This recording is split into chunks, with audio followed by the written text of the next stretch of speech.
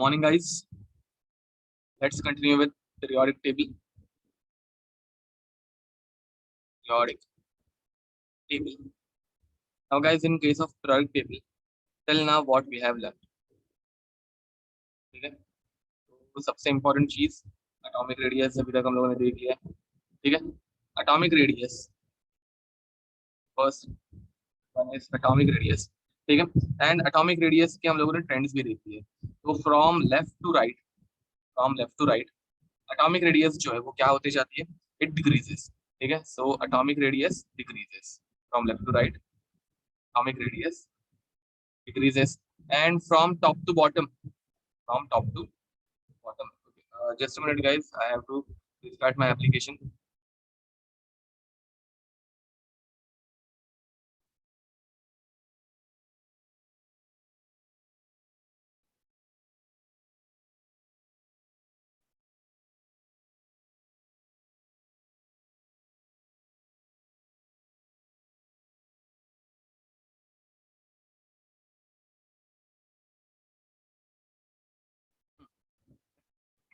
Good morning, everyone. Let's continue with periodic table.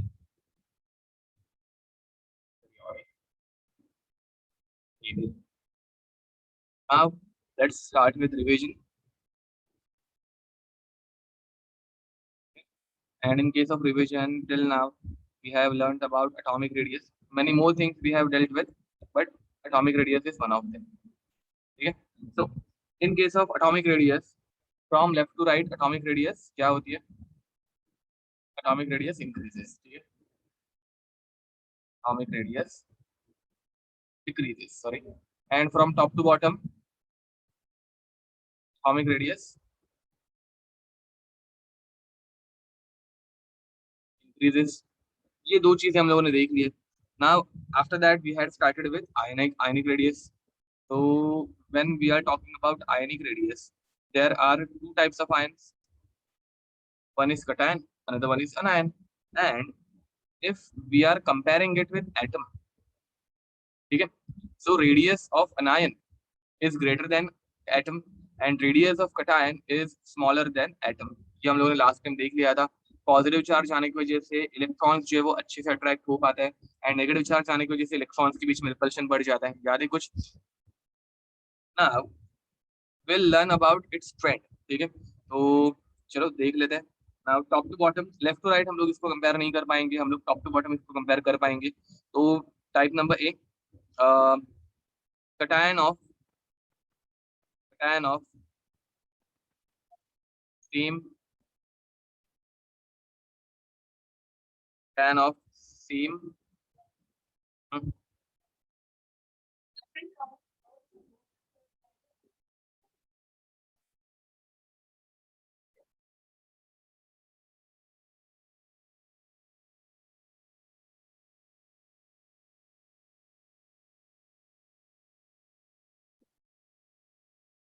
और हटाना.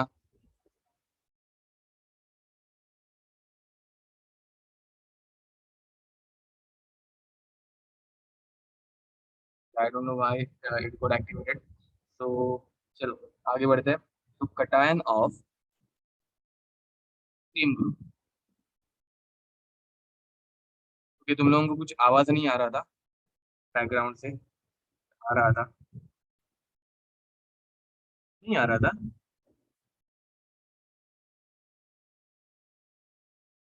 Okay.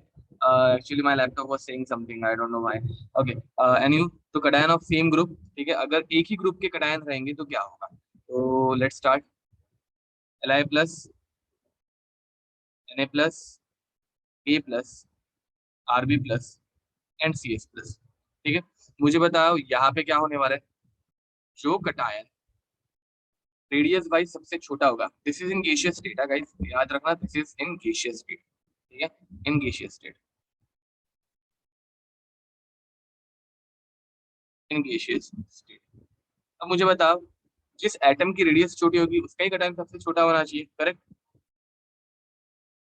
जिस एटम की रेडियस सबसे छोटी होगी उसका ही cation सबसे छोटा होना चाहिए. तो ये ऐसे हो जाएगा.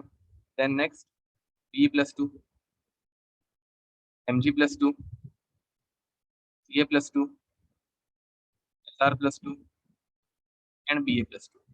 ठीक है, तो यहाँ पे भी क्या होगा, बेरिलियम सबसे छोटा एटम रहता है top to bottom, size increase होती है, तो साइज नीचे जाते हुए इंक्रीज होते जाती है, तो कटायन की साइज भी नीचे जाते हुए इंक्रीज होते जाएगी। अरे कुछ समझ में आ रहा है? Similarly if you are talking about F-, Cl-, Br-, I-, तो I- की साइज सबसे बड़ी एंड F- की साइज थर्डली सबसे छोटी होनी चाहिए। क्लियर? शक? ये समझ में आ रहा है क्या? देखो, ठीक है, ये तो सेम हम लोगों ने जो एटॉमिक रेडियस में किया था वही है। ठीक है, next is B, cation of same atom, same element, same element,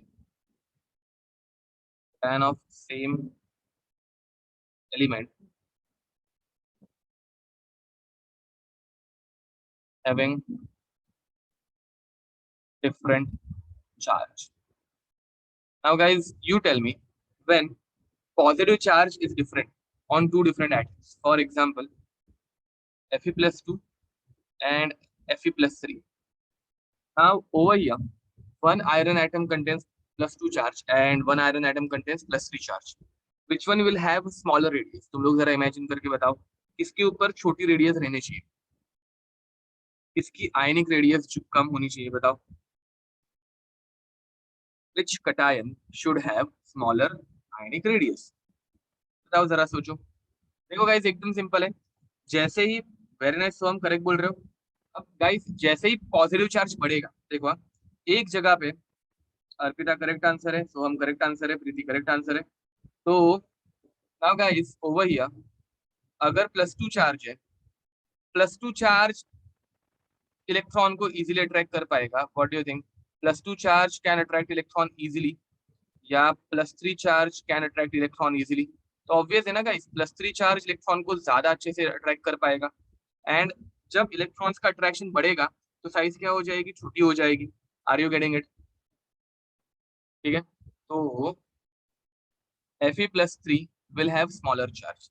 तो यहाँ पे गाइस लिख दो, यहाँ पे लिख दो, higher positive charge, high positive charge,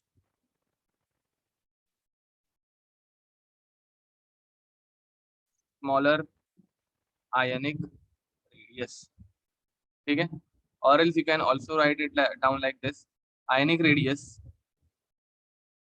is inversely proportional to, is inversely proportional to charge on cation। ठीक है, ओके। अब लाइक वाइज अगर तुम लोगों को और डिफरेंट डिफरेंट मैंने एग्जांपल देना स्टार्ट किया, for example Mn+2, Mn+4, Mn+6 and Mn+7। now you tell me 1 2 3 4 amongst these cations, which one will have highest radius, which one will have highest radius या फिर largest radius, which one will have largest radius, बताओ। Very nice मानस, Arpita, Sonali correct बोल रहे हो, बाकी के लोग क्या कर रहे हैं बताओ। Which one will have highest radius? Preeti correct answer है, बुशरा करेक्ट आंसर है, सोहम करेक्ट आंसर है। तो guys +2 will have highest radius या फिर largest radius and +7 will have smallest radius. कोई शक? देखो, Mn+7 will have smallest radius, correct बोल रहे हो। ओके, नाउ गाइस नेक्स्ट, और अगर कुछ एग्जांपल देने जाओ तो दो दो, और कौन से एग्जांपल, कॉपर, कॉपर का लेते चलो, copper+1 and copper+2। now you tell me which one will have smallest radius, which one will have smallest radius, smallest question ऐसे घुमा फिरा के आ सकते हैं ना, तो स्मॉलेस्ट अभी पूछ रहा हूं मैं। +2 will have smallest radius, याद रखना, higher the positive charge smaller is the radius, that's it, nothing else. ठीक है, तो next C, cation, sorry cation नहीं, अभी कटायन तो हो गए। Now anion of same element, same element having different charge, different charge। now guys you tell me, when size is different, ठीक है, when size is, sorry, charge is different, what will happen in case of anion? ठीक है, now अनायन में कौन सा charge आता है? तो अनायन के अंदर नेगेटिव चार्ज आते हैं। Now because of negative charge electrons का अट्रैक्शन बढ़ेगा या रिपल्शन बढ़ेगा, बताओ? Because of negative charge electrons का अट्रैक्शन बढ़ेगा या रिपल्शन बढ़ेगा? Because of negative charge attraction बढ़ेगा या रिपल्शन? ऑब्वियसली गाइस रिपल्शन बढ़ेगा। हम लोग एक्स्ट्रा के अनायन मतलब क्या, इलेक्ट्रॉन ऐड करे जा रहे हैं। हम लोग इलेक्ट्रॉन्स ऐड करते जा रहे हैं किसके अंदर? एक एटम के अंदर। अब एटम के अंदर पहले से इलेक्ट्रॉन थे, एटम्स के अंदर पहले से इलेक्ट्रॉन प्रेजेंट रहते हैं, एंड उसके ऊपर से हम लोग और ज्यादा इलेक्ट्रॉन ऐड कर रहे हैं। तो what will increase? Repulsion will increase. Now you tell me, whenever repulsion is increasing, size कम होगी या बढ़ेगी? Because of repulsion size will decrease या it will increase? What do you think? Size increases. Very nice, correct बोल रहे हो। So guys यहाँ पे हम लोग ऐसे लिख सकते हैं that high anionic charge, high negative charge, larger is the radius, larger the ionic radius. And similarly we can also write down like this: ionic radius is directly proportional to charge on anion, charge on anion, it is directly proportional, ठीक है? तो now guys let me take some examples, ठीक है? तो देखो n minus, n minus 2, n minus 3. Now you tell me what will happen over here. n minus, n minus 2 and n minus 3. Which one will have smallest ionic radius? मुझे बताओ which one will have smallest ionic radius, 1 2 या 3? Very nice, तो हम correct बोल रहे हो। बताओ guys. Bushra, Rutuja correct answer है, अर्पिता करेक्ट आंसर है, मानस प्रीति करेक्ट आंसर है। तो गाइस याद रखो यहाँ पे क्या होगा, नाइट्रोजन में एक ही नेगेटिव चार्ज है, इलेक्ट्रॉन्स का रिपल्शन बढ़ेगा, बट 3 नेगेटिव चार्ज ऐड करने के बाद रिपल्शन बहुत ज्यादा हो जाएगा। अरे देखो यहाँ पे मैं एक्सप्लेन करता हूँ, चाहिए तो कुछ लोगों को अभी भी कंफ्यूजन है आई गेस। तो नाइट्रोजन का इलेक्ट्रॉनिक कॉन्फ़िगरेशन क्या रहता है? 2,5। Nitrogen has electronic configuration of 2,5। so let's draw it first. In first shell there are 2 electrons, and in second shell there are 1 2 3 4 and 5 electrons. now guys मैं जैसे ही बाहर से और एक इलेक्ट्रॉन ऐड करूंगा, ये हो गया -1। अब मुझे बताओ एक इलेक्ट्रॉन ऐड करने की वजह से -1 का चार्ज होगा। अब इलेक्ट्रॉन के बीच का रिपल्शन बढ़ेगा या कम होगा? अब इलेक्ट्रॉन्स के बीच का रिपल्शन बढ़ेगा या कम होगा? तो बढ़ेगा। एंड -1 चार्ज आने की वजह से थोड़ी सी साइज बढ़ जाएगी, थोड़ी सी साइज बढ़ जाएगी। नेगेटिव चार्ज एक्स्ट्रा का ऐड करने के बाद थोड़ी सी साइज बढ़ गई। अब गाइस मैंने और एक इलेक्ट्रॉन ऐड किया। अब मुझे बताओ इलेक्ट्रॉन बहुत एकदम, बोलते हैं ना, बहुत टाइटली पैक होते जा रहे हैं उस सर्कल के अंदर। तो मुझे बताओ 2 इलेक्ट्रॉन ऐड करूंगा तो रिपल्शन और ज्यादा बढ़ जाएगा, करेक्ट और रॉन्ग? तो गाइस रिपल्शन देखो, पहले एटम की साइज इतनी थी, आयन एक इलेक्ट्रॉन ऐड करने की वजह से साइज थोड़ी सी बढ़ गई। अब 2 इलेक्ट्रॉन दूसरा इलेक्ट्रॉन ऐड करने की साइज और बढ़ जाएगी। अब मैं तीसरा इलेक्ट्रॉन ऐड कर रहा हूँ तो साइज और ज्यादा बढ़ जाएगी। Are you getting it? ये समझ में आ रहा है? तो गाइस जैसे जैसे हम लोग इसके अंदर इलेक्ट्रॉन्स के नंबर बढ़ाते जाएंगे, साइज वैसे वैसे बढ़ते जाएगी, एंड ये हम लोगों को इस टाइप का ट्रेंड मिलेगा, ठीक है? देखो कोई शक? अब अगर मैं तुम लोगों को ऐसा क्वेश्चन पूछूं, O+2, O+, O, O- and O-2, hypothetical question. Among these 5, which one will have smallest ionic radius? या फिर which one will have smallest radius? बताओ। वेरी नाइस, करेक्ट बोल रहे हो सब जन। तो गाइस याद रखो +2 will have smallest ionic radius या फिर smallest radius, and which one will have highest radius? किसकी रेडियस सबसे बड़ी रहेगी? O-2 की, बिकॉज इसके ऊपर माइनस चार्ज आ रहा है। अरे कुछ समझ में आ रहा है? अगर प्लस चार्ज होगा तो साइज छोटी, अगर माइनस चार्ज होगा तो साइज बड़ी, दैट्स इट, नथिंग एल्स, ठीक है? एंड टी लास्ट टाइप, ठीक है, फॉर आइसोइलेक्ट्रॉनिक स्पीशीज।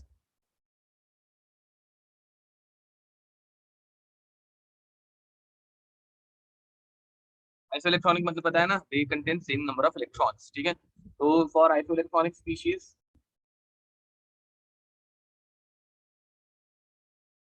सेम होने वाला है, मैं डायरेक्ट लिख रहा हूँ।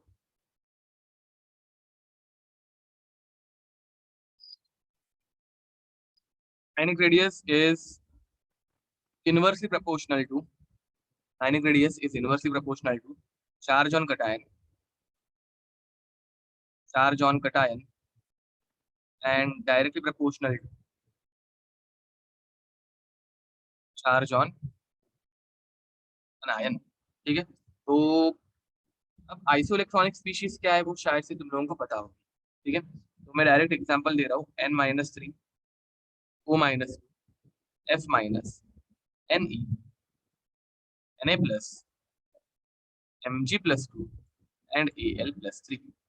बताओ guys, which one will have highest ionic radius and which one will have smallest ionic radius? इनमें नंबर ऑफ इलेक्ट्रॉन सब में सेम टू सेम है।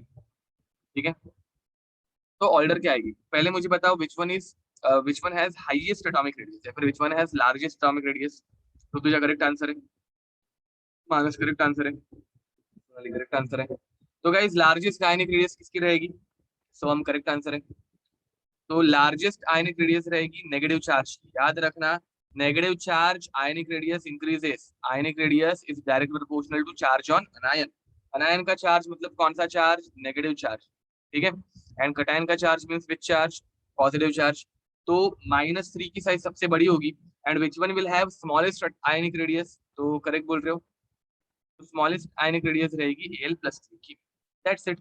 अरे यहाँ पे Si+4 लिखा ही नहीं है, बट अगर Si+4 रहता तो Si+4 भी आ जाता। ठीक है, कोई शक।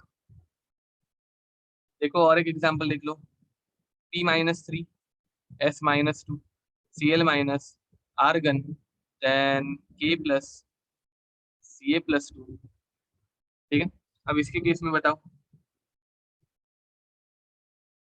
Perfect.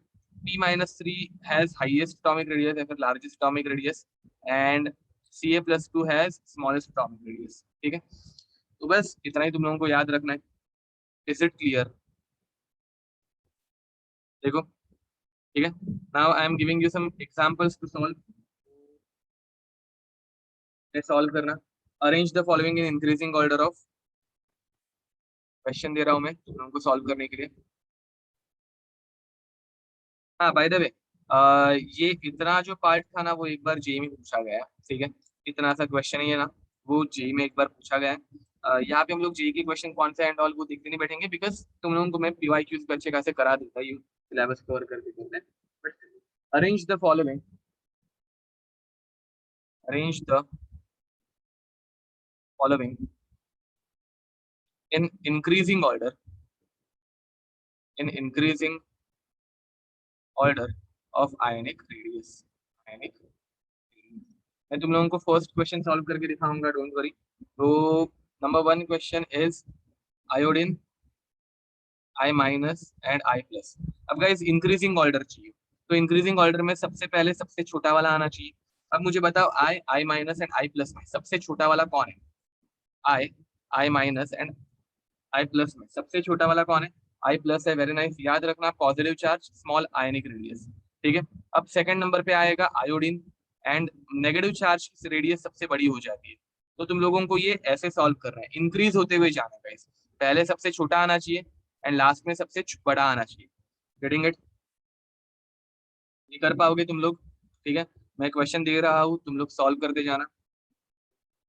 Next is H-, H+, third one is Fe, Fe+3, Fe+2, one is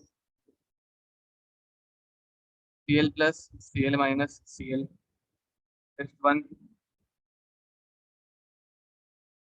N, N-, N+, sixth one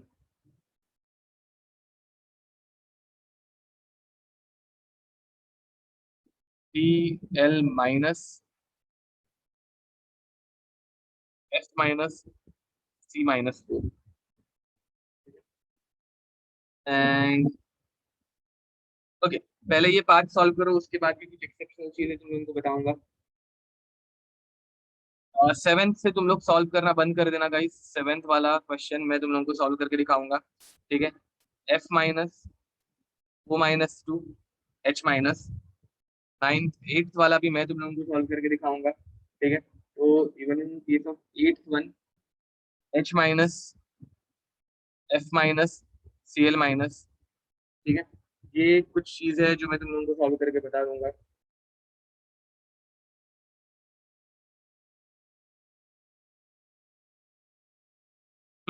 and चलो ठीक है, बाकी मैं तुम लोगों को जो एक्सेप्शनल एक्स्ट्रा की चीज है वो मैं तुम लोगों को केमिकल बॉन्डिंग में पढ़ा दूंगा। Okay guys, now you don't have to send me the correct answers, तुम लोग सिर्फ करो, मैं बाद में आंसर जब बताऊंगा तो क्रॉस चेक खुद से कर लेना।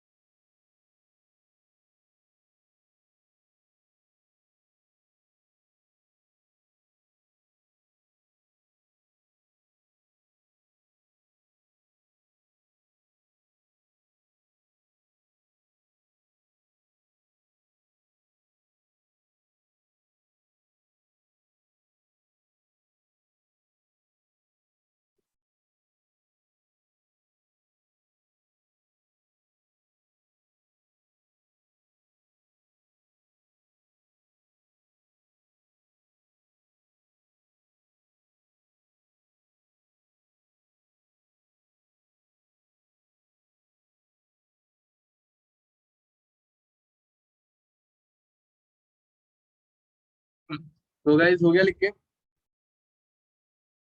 चलो अब मैं सॉल्व करके दिखाता हूँ।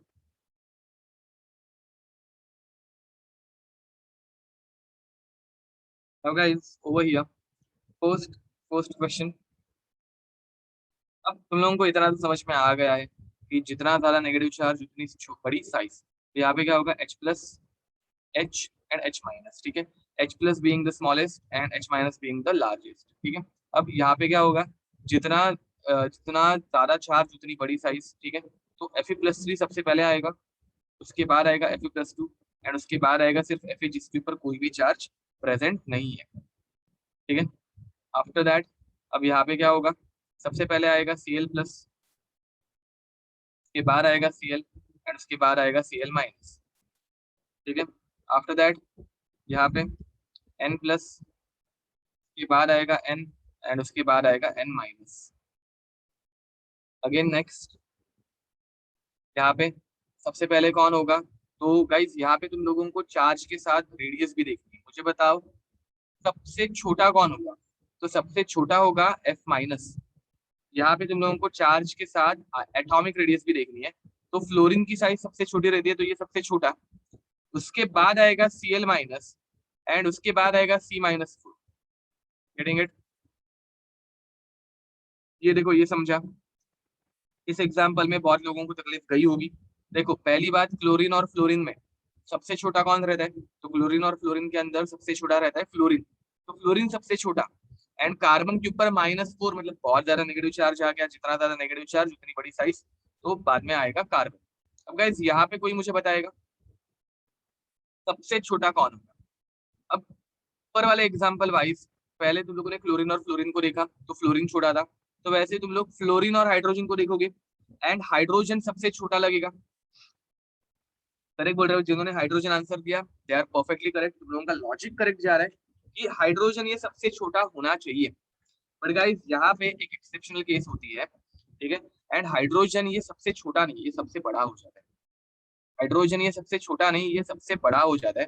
मतलब हम लोगों को सीक्वेंस कैसे आने वाला है, तो सबसे छोटा रहता है F-, उसके बाद आता है O-2, एंड उसके बाद आता है H-। ठीक है। यहाँ पे भी सबसे छोटा हो जाता है F-, उसके बाद आता है Cl-, एंड सबसे बड़ा हो जाता है H-। अब guys इसका रीजन देख लो, इसका रीजन देख लो।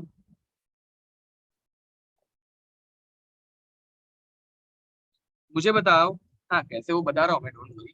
तो गाइज मुझे बताओ, हाइड्रोजन के आउटर मोस्ट में कितने इलेक्ट्रॉन रहते हैं, हाइड्रोजन के आउटर मोस्ट में कितने इलेक्ट्रॉन रहते हैं? एक रहता है। अब तुम लोगों ने अगर और एक ऐड करके H माइनस कर दिया, मतलब एक इलेक्ट्रॉन ऐड किया, मुझे बताओ जब मैं एक इलेक्ट्रॉन ऐड करूंगा तो इलेक्ट्रॉन का नंबर कितने परसेंट से बढ़ा या फिर कितने टाइम्स बढ़ा?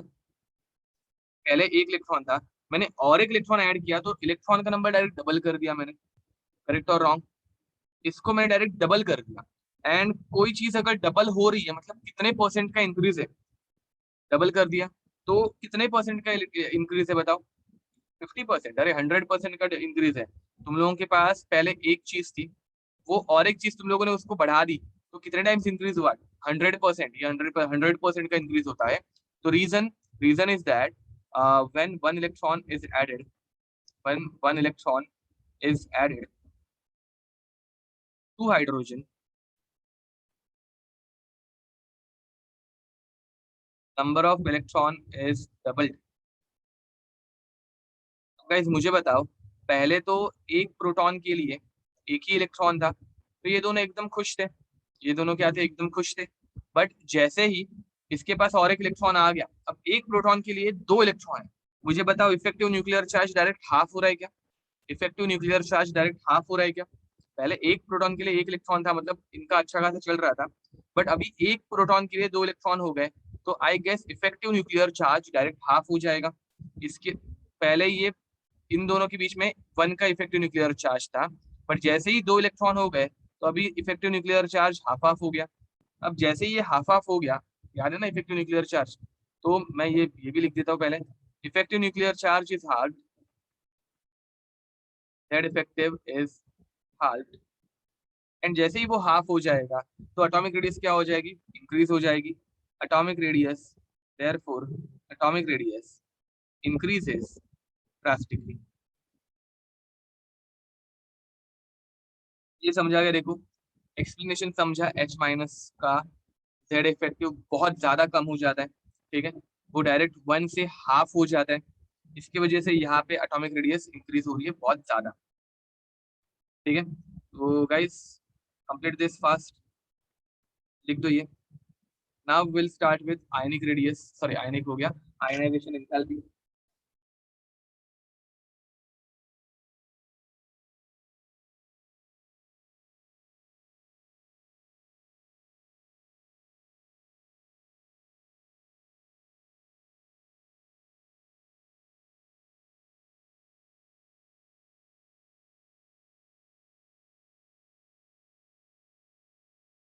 ड्रास्टिकली मतलब बहुत ज्यादा ड्रास्टिक चेंज आना, एकदम बहुत ज्यादा चेंज आना।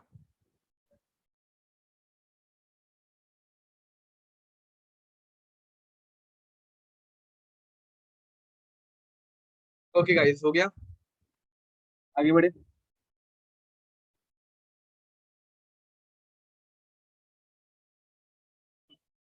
तो नेक्स्ट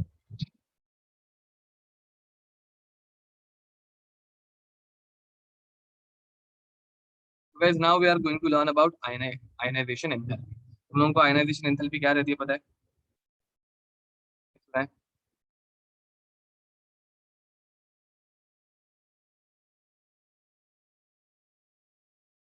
आयनाइजेशन एंथैल्पी, इसे हम लोग प्यार से बोलेंगे आईई।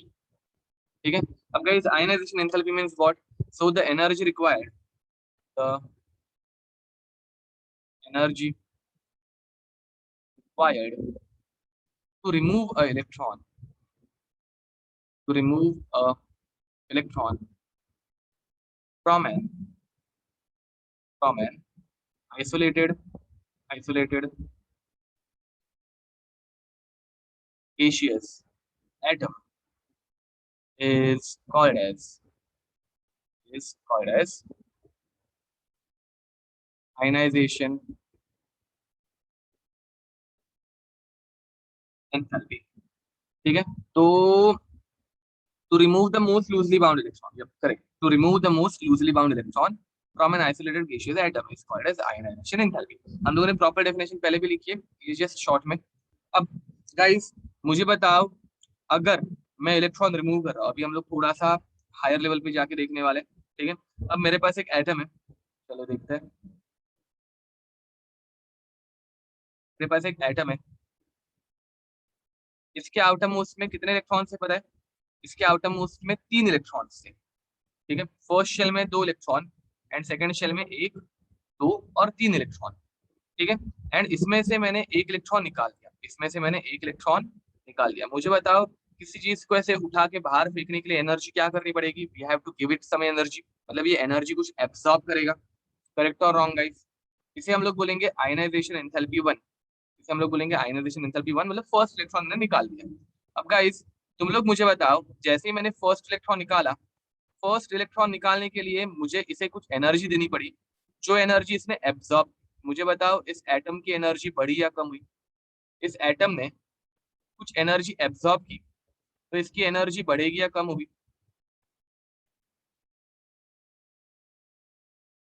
ऑब्वियसली इंक्रीज होगी।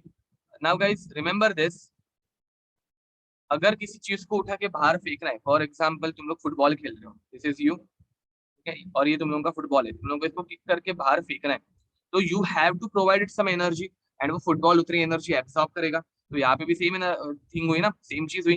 तो guys delta H, H stand for enthalpy, change in enthalpy, यहाँ पे रहेगी। मुझे बताओ एनर्जी अगर एब्सॉर्ब हुई, एनर्जी बढ़ रही है, तो चेंज पॉजिटिव आएगा या नेगेटिव आएगा? अगर कोई चीज इंक्रीज होती है, तो उस चीज का इंक्रीज या फिर उस चीज का चेंज पॉजिटिव या नेगेटिव? पॉजिटिव। वेरी नाइस, याद रखना गाइस, अगर कोई चीज इंक्रीज हो रही है तो उसमें जो चेंज आता है वो हमेशा पॉजिटिव रहता है। अगर कोई चीज डिक्रीज होगी तो उसका चेंज नेगेटिव आएगा। तो इलेक्ट्रॉन को रिमूव करने के लिए जो एनर्जी रिक्वायर्ड थी वो पॉजिटिव थी, उसे हम लोगों ने बोला ionisation enthalpy 1, because first electron निकाला। गाइस एक तुम लोगों को सिंपल चीज बताता हूँ, एक लॉजिकल चीज। एक छोटा बच्चा है, उसके पास तुम लोगों ने 3 लॉलीपॉप्स दिए, ठीक है, खाने वाले चॉकलेट वाले, ठीक है। उसके पास तुम लोगों ने 3 लॉलीपॉप दिए, एंड फिर तुम लोग जाके उसको बोले कि भाई मैंने लॉलीपॉप दिए थे, मुझे एक लॉलीपॉप वापस दे दे। तो वो इजीली देगा क्या? ऑब्वियसली वो उतने इजीली देगा नहीं, मतलब उसको सामने से देना नहीं रहेगा, बट वो बोलेगा यार छोड़, इसने ही दिया है, दे देता हूँ। तो उसने तुम लोगों को एक लॉलीपॉप वापस दे दिया। थोड़ा नाटक करेगा शायद से कि लाइक नहीं and all, but after some time he will give it back, ठीक है। उसके पास कितने लॉलीपॉप बच गए? 2। अब गाइस तुम लोग वापस गए एंड उसको बोले कि भाई मैंने लॉलीपॉप दिए थे, मुझे दूसरा लॉलीपॉप भी दे। अब मुझे बताओ सेकंड लॉलीपॉप वो इजीली देगा क्या? सेकंड लॉलीपॉप वो इजीली देगा क्या? ऑब्वियसली नहीं देगा। सेकंड चॉकलेट वो इजीली दे पाएगा क्या? कभी नहीं देगा। तो उसके लिए हम लोगों को उसके साथ थोड़ा झगड़ा करना पड़ेगा, थोड़ा टपली वपली मारनी पड़ेगी। करेक्ट, कि भाई तुझे समझ में नहीं आ रहे थे। तो अब मुझे बताओ सिमिलरली एटम के साथ भी सेम हुआ। एटम के साथ पास पहले 3 इलेक्ट्रॉन से उसने उनको पकड़ के रखा था, एक इलेक्ट्रॉन निकाल निकाल दिया हम लोगों ने। अब एक इलेक्ट्रॉन निकाल देने के बाद जो 2 इलेक्ट्रॉन बचेंगे, प्रोटॉन उन 2 इलेक्ट्रॉन को एकदम टाइटली पकड़ के रखेगा ना, करेक्ट और रॉन्ग? जो 2 इलेक्ट्रॉन बचे हैं, प्रोटॉन उन 2 इलेक्ट्रॉन को एकदम टाइटली पकड़ के रखेगा। अब मुझे बताओ फर्स्ट इलेक्ट्रॉन के कंपैरिजन में सेकेंड इलेक्ट्रॉन निकालूंगा तो एनर्जी कम लगेगी या ज्यादा एनर्जी लगेगी? सेम वो स्टूडेंट या मतलब वो बच्चे का एग्जांपल लो, तुम लोगों को उससे सेकंड लॉलीपॉप या फिर सेकंड चॉकलेट निकालने के लिए ज्यादा एनर्जी देनी पड़ रही थी। तो सिमिलरली यहाँ पे सेकंड इलेक्ट्रॉन निकालने के लिए भी ज्यादा एनर्जी देनी पड़ेगी। करेक्ट बोल रहे हो? तो आयनाइजेशन एंथैल्पी 2 थोड़ी ज्यादा हो जाएगी, एंड एटम में से हम लोगों ने बट सेकंड इलेक्ट्रॉन भी निकाल दिया, ठीक है। अब गाइज मुझे बताओ, उस बेचारे अभी बच्चे के पास सिर्फ एक ही चॉकलेट बचा है, एंड तुम लोगों की नजर उसके ऊपर भी पड़ गई, एंड तुम लोगों को भी वो भी चाहिए। अब लास्ट लॉलीपॉप या फिर लास्ट चॉकलेट निकालना इजी होगा या इम्पॉसिबल हो जाएगा, मतलब ऑलमोस्ट इम्पॉसिबल हो जाएगा? क्या लगता है? तो लास्ट इलेक्ट्रॉन निकालना ये जो है वो बहुत डिफिकल्ट हो जाएगा। उसके लिए तो तुम लोगों को उस बच्चे के साथ मारामारी करनी पड़ेगी शायद से, बराबर? तो ऐसे केस में तो भाई वो अनलेस अनटिल हम लोग झगड़ नहीं रहे, मार नहीं रहे उसको, वो देने से रहा, ठीक है। तो बहुत ज्यादा एनर्जी लगेगी गाइस, बहुत ज्यादा एनर्जी लगेगी, तब जाके ये इलेक्ट्रॉन निकलेगा। Getting it? इसे हम लोग बोलेंगे आयनाइजेशन एंथैल्पी 3। तुम लोगों को ये डायग्राम्स बनाने की कंपल्शन नहीं है, अगर बनाना होगा तो बना सकते हो, नहीं बनाना है तो मत बनाना, ठीक है। तो आयनाइजेशन एंथैल्पी नंबर 3 जो है वो सबसे ज्यादा रहेगी। करेक्ट। तो अब गाइस तुम लोग मुझे बताओ, इसमें अगर हम लोग कंपेयर करने गए तो ionisation enthalpy 3, ionisation enthalpy number 2 and ionization enthalpy number 1, which one will have highest energy, which one will have highest energy. तो तुम लोगों को अभी तक आंसर तो पता ही चल गया, आयनाइजेशन एंथैल्पी नंबर 3। ठीक है, याद रखना थर्ड इलेक्ट्रॉन निकालना ये इम्पॉसिबल हो जाता है, बहुत ज्यादा एनर्जी देनी पड़ती है। ठीक है, इम्पॉसिबल नहीं है कोई चीज एक्चुअली, बट बहुत ज्यादा एनर्जी देनी पड़ती है। ठीक है, कोई शक? क्लियर गाइस, ये समझ में आएगा देखो आयनाइजेशन एंथैल्पी। एंड अगेन याद रखना, यहाँ पे एक नोट लिख दे रहा हूँ, नोट लिख दे रहा हूँ, note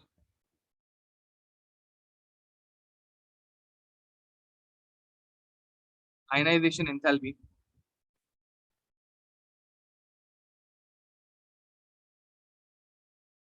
is delta H is always positive, is always positive. अगर तुम लोगों को इलेक्ट्रॉन निकालना है तो तुम लोगों को एटम को एनर्जी देनी पड़ेगी। एटम को अगर एनर्जी देनी पड़ रही है तो वो हमेशा एनर्जी एब्जॉर्ब कर रहा है और वो हमेशा पॉजिटिव ही रहेगा। ठीक है, इसमें गाइस किसी को भी कुछ भी प्रॉब्लम देखो बताओ, बिकॉज इसके बाद मतलब ये अगर समझ में आ गया होगा तो अभी हम लोग देखने वाले हैं ट्रेंड इन पीरियोडिक टेबल। ठीक है, फ्रेंड्स देखने वाले हैं, तो ये समझ में आ गया क्या सबको?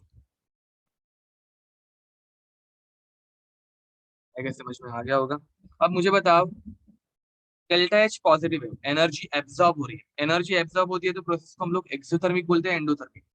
एनर्जी जब एब्जॉर्ब होती है तो प्रोसेस को हम लोग एक्सोथर्मिक बोलते हैं, endothermic. Energy is absorbed, process is exothermic या एंडोथर्मिक? चलो बताओ। एंडोथर्मिक, वेरी नाइस, करेक्ट बोल रहे हो। तो दिस प्रोसेस इज एंडोथर्मिक। ठीक है, this process is endothermic, energy absorb हो रही है। ओके, तो चलो अब हम लोग देखेंगे trending periodic table. Trend in periodic table, बाद में हम लोग फैक्टर्स भी देखेंगे थोड़े बहुत। ठीक है, पहले ट्रेंड ही देख लेते हैं। अब गाइस ट्रेंड दो टाइप का रहता है, एक रहता है लेफ्ट टू राइट और दूसरा रहता है टॉप टू बॉटम। तो मैं यहाँ पे डायग्राम्स बना के तुम लोगों को दिखा रहा हूँ, ज्यादा नाटक नहीं, इधर से हम लोग कर लेंगे। अब गाइस मुझे बताओ, लेफ्ट टू राइट जब मैं जाऊंगा तो इफेक्टिव न्यूक्लियर चार्ज बढ़ता है या कम होता है? जेड इफेक्टिव बढ़ता है या कम होता है? ये +3 लिथियम। ठीक है, लिथियम +3, इसके फर्स्ट शेल में 2 इलेक्ट्रॉन। एंड मतलब यहाँ पे तुम लोगों को पता ही होगा, मैं डायरेक्ट लिख देता हूँ, lithium, beryllium, boron, carbon, nitrogen, oxygen, fluorine. ठीक है, एक्सेट्रा एक्सेट्रा। अब गाइस मुझे बताओ, यहाँ पे इंक्रीज होता है, वेरी नाइस। तो लेफ्ट टू राइट हम लोग जब जा रहे हैं तो जेड इफेक्टिव जो है वो इंक्रीज होता है, जेड इफेक्टिव जो है वो इंक्रीज होता है। लिथियम का एटॉमिक नंबर रहता है 3, बाद में बेरिलियम 4, 5, 6, 7, 8 एंड 9। तो मुझे बताओ, अगर प्रोटॉन का चार्ज बढ़ते जा रहा है, पॉजिटिव चार्ज अगर बढ़ते जा रहा है तो वो बाहर के इलेक्ट्रॉन को एकदम टाइटली पकड़ के रखेगा, राइट? लिथियम की कंपैरिजन में फ्लोरीन अपने बाहर के इलेक्ट्रॉन को एकदम टाइटली पकड़ के रखेगा। अब मुझे बताओ, अगर फ्लोरीन अपने इलेक्ट्रॉन्स को टाइटली पकड़ के रख रहा है तो उसके इलेक्ट्रॉन रिमूव करने के लिए ज्यादा एनर्जी लगेगी या कम एनर्जी? फ्लोरीन अगर अपने इलेक्ट्रॉन को टाइटली पकड़ के रख रहा है तो फ्लोरीन के इलेक्ट्रॉन को रिमूव करने के लिए ज्यादा एनर्जी लगेगी या कम energy? We will require more energy, correct बोल रहे हो। तो गाइस मुझे बताओ, energy required to remove electron from fluorine is larger. तो लिथियम की कंपैरिजन में, लिथियम में +3 है, इसमें से इलेक्ट्रॉन हम लोग इजिली निकाल पाएंगे, बट फ्लोरीन +9 है, इसमें से इलेक्ट्रॉन इजिली निकाल नहीं पाएंगे। तो लेफ्ट टू राइट जाते वक्त आयनाइजेशन एंथैल्पी बढ़ते जा रही है, कम होती जा रही है? तो from left to right ionisation enthalpy increases. ये मैं तुम लोगों को बाद में वापस आराम से अच्छे से लिख के भी दूंगा, बट अभी के लिए हम लोग ट्रेंड देखते हैं। तो left to right ionisation enthalpy increases, ये समझ में आ रहा है क्या? देखो अब गाइस यहाँ पे लिथियम, लिथियम में कितने शेल्स थे? लिथियम के अंदर कितने शेल रहते हैं? 2 शेल रहते हैं, पता होगा, 1। ठीक है, अब उसके बाद आता है सोडियम। सोडियम के अंदर कितने शेल रहते हैं? 1, 2 एंड 3। इसके बाद आता है पोटेशियम। पोटेशियम के अंदर कितने शेल रहते हैं?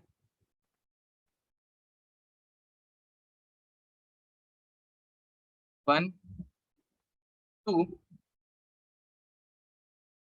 3 एंड 4।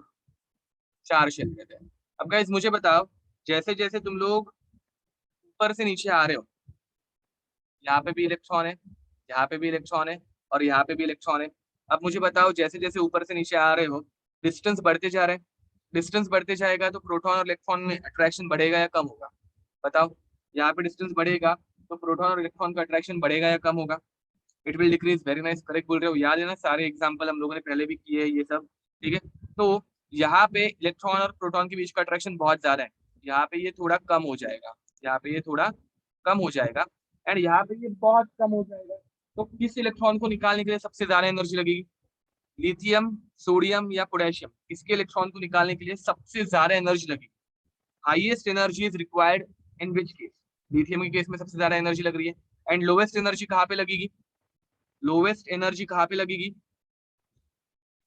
पोटेशियम के केस में। वेरी नाइस, करेक्ट बोल रहे हो गाइस। तो can I write down that from top to bottom Z effective constant रहता है, ऑलमोस्ट कांस्टेंट। ठीक है।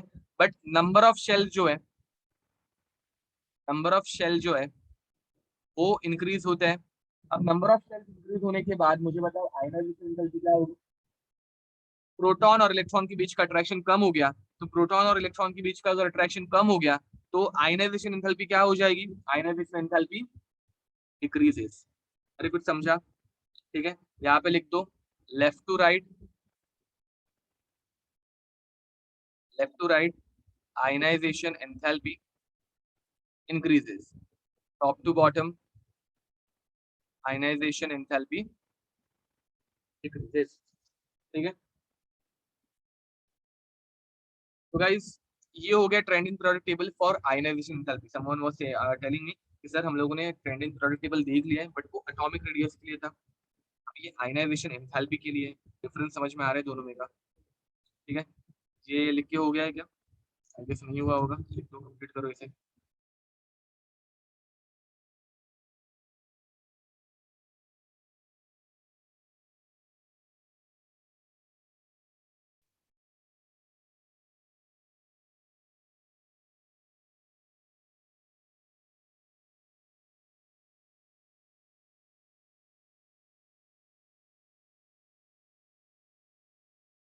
जेड इफेक्टिव मतलब effective nuclear charge. Z effective means effective nuclear charge. Z मतलब न्यूक्लियर चार्ज या फिर एटॉमिक नंबर। इस मतलब सॉरी, एएफएफ मतलब इफेक्टिव, इफेक्टिव न्यूक्लियर चार्ज।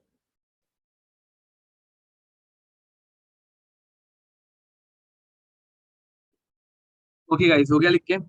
लिख के हो जाए तो बता देना सिर्फ।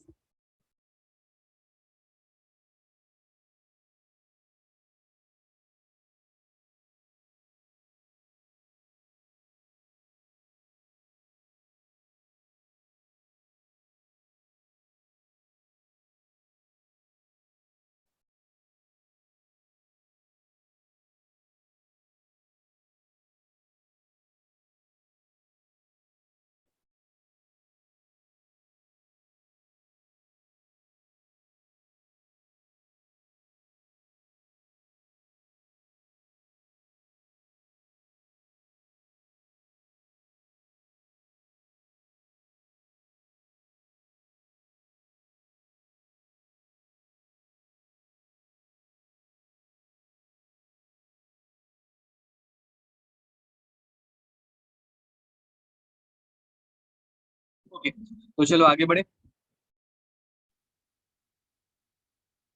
Now next, factor affecting ionisation enthalpy. जो हम लोगों ने ऊपर देखा वही हम लोग लिखने वाले हैं यहाँ पे। फैक्टर अफेक्टिंग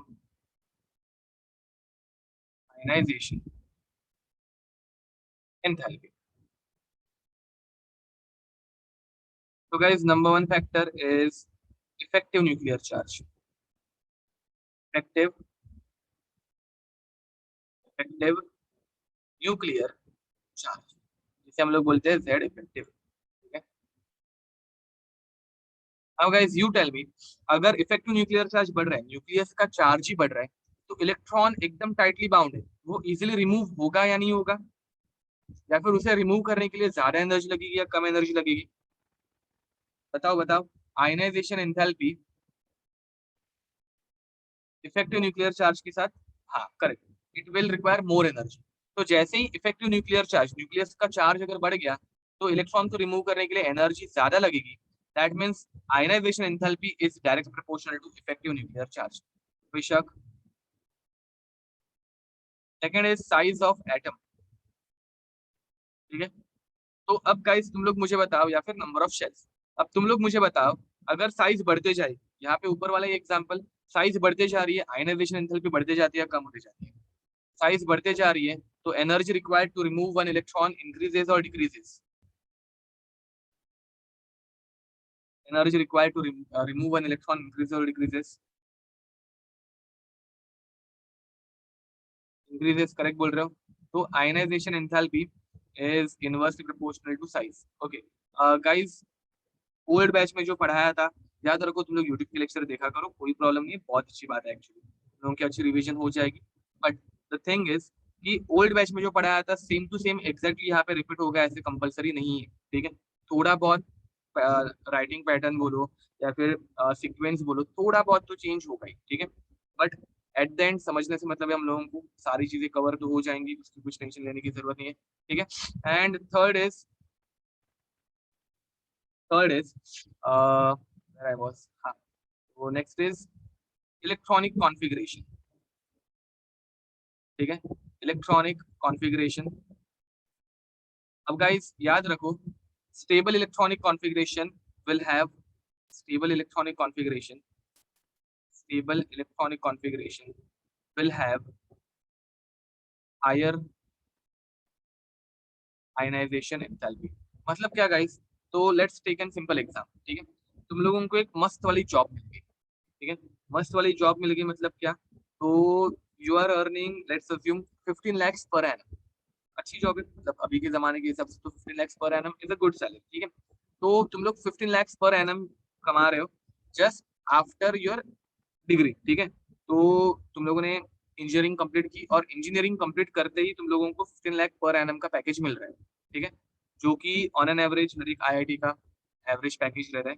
तो अब मुझे बताओ, ये तुम लोगों की अच्छी खासी लाइफ चालू है, एंड तुम लोगों को बाद में दूसरे किसी कंपनी ने अप्रोच किया and they are offering you 12 lakhs पर एनम। तुम लोग वहां पे स्विच करोगे क्या? तुम लोग वहां पे स्विच करोगे क्या? 15 लाख से 12 lakh per annum, per month नहीं भाई, पर एनम। 15 लाख से 12 लाख की जॉब में स्विच करोगे क्या? अरे यस, यहाँ पे ये यस बोलने वाले नीट के स्टूडेंट है क्या? भाई 15 लाख ज्यादा रहता है, पता है तुम लोगों को। ठीक है, नहीं करोगे ना, ऑब्वियस है, क्योंकि तुम लोगों, अच्छा 30 lakhs होना, ओके, तो 15 lakhs से 12 lakhs के जॉब में अगर शिफ्ट करने कोई बोलेगा तो तुम लोग शिफ्ट नहीं होगे। क्यों नहीं होंगे? बिकॉज यहाँ पे 15 लाख की वजह से, मतलब 15 lakhs, because of 15 lakhs you will have a stable electronic configuration. ठीक है, even now some people are saying करूंगा, ठीक है भाई, कर लेना। अब वहां पे तुम लोगों को स्टेबिलिटी मिलती है। 15 lakhs अगर तुम लोगों के पास आ रहे हैं पर एनम में, ठीक है, तो वहां पे 15 lakhs के मतलब जब ज्यादा पैसे रहेंगे तो you will feel more stable economically, you will feel more stable. ठीक है, तो वहां पे गाइस तुम लोग स्टेबल रहोगे। It is like stable electronic configuration. समझ में आ रहा है? एंड मुझे बताओ, कोई चीज अगर पहले से स्टेबल कॉन्फ़िगरेशन में है एंड तुम लोग उसमें से कोई चीज कम करने जा रहे हो, मतलब 15 लाख के बदले तुम लोगों को 12 लाख मिल रहे हैं, तो तुम लोग स्विच करोगे क्या? बिल्कुल स्विच नहीं करोगे। तो सिमिलरली यहाँ पे तुम लोग पहले से स्टेबल हो एंड तुम लोगों में से अभी एक इलेक्ट्रॉन निकालने की कोशिश की जा रही है, तुम लोग वो इलेक्ट्रॉन रिमूव होने दोगे क्या? बिल्कुल नहीं दोगे। कुछ समझ में आ रहा है? स्टेबल इलेक्ट्रॉनिक कॉन्फ़िगरेशन मतलब कौन से कॉन्फ़िगरेशन? तो एक तो रहता है NP6, दूसरा रहता है NP3, तीसरा, एक काम करते हैं, स्टेबल इलेक्ट्रॉनिक कॉन्फ़िगरेशन के दो टाइप बनाते हैं। एक रहता है हाफ फिल्ड। कौन सा रहता है? Half field. अब हाफ फील्ड में कौन कौन आएगा? NP3, P3। ठीक है, दूसरा रहता है N-1D5। ठीक है, दूसरा रहता है फुल्ली फिल्ड कॉन्फ़िगरेशन। गाइस ये याद है ना, ये इलेक्ट्रॉनिक कॉन्फ़िगरेशन में हम लोगों ने देखा था। ठीक है, एटॉमिक स्ट्रक्चर में ये रहता है NP6 एंड N-1D10। याद है? यहाँ पे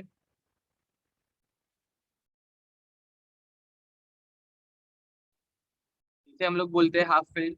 this is called as half filled. And half filled को अगर तुम लोगों ने पूरा भर दिया तो this is called as fully filled. ये ज्यादा स्टेबल रहते हैं, याद रखना। डी डी में 5 ऑर्बिटल्स रहते हैं, ठीक है, 1 2 3 4। अब हाफ फील्ड कैसे होगा, तो D5, this is called as half filled. And इसको अगर तुम लोगों ने वापस पेयरिंग करना स्टार्ट कर दिया तो this will become D10 fully field, ठीक है।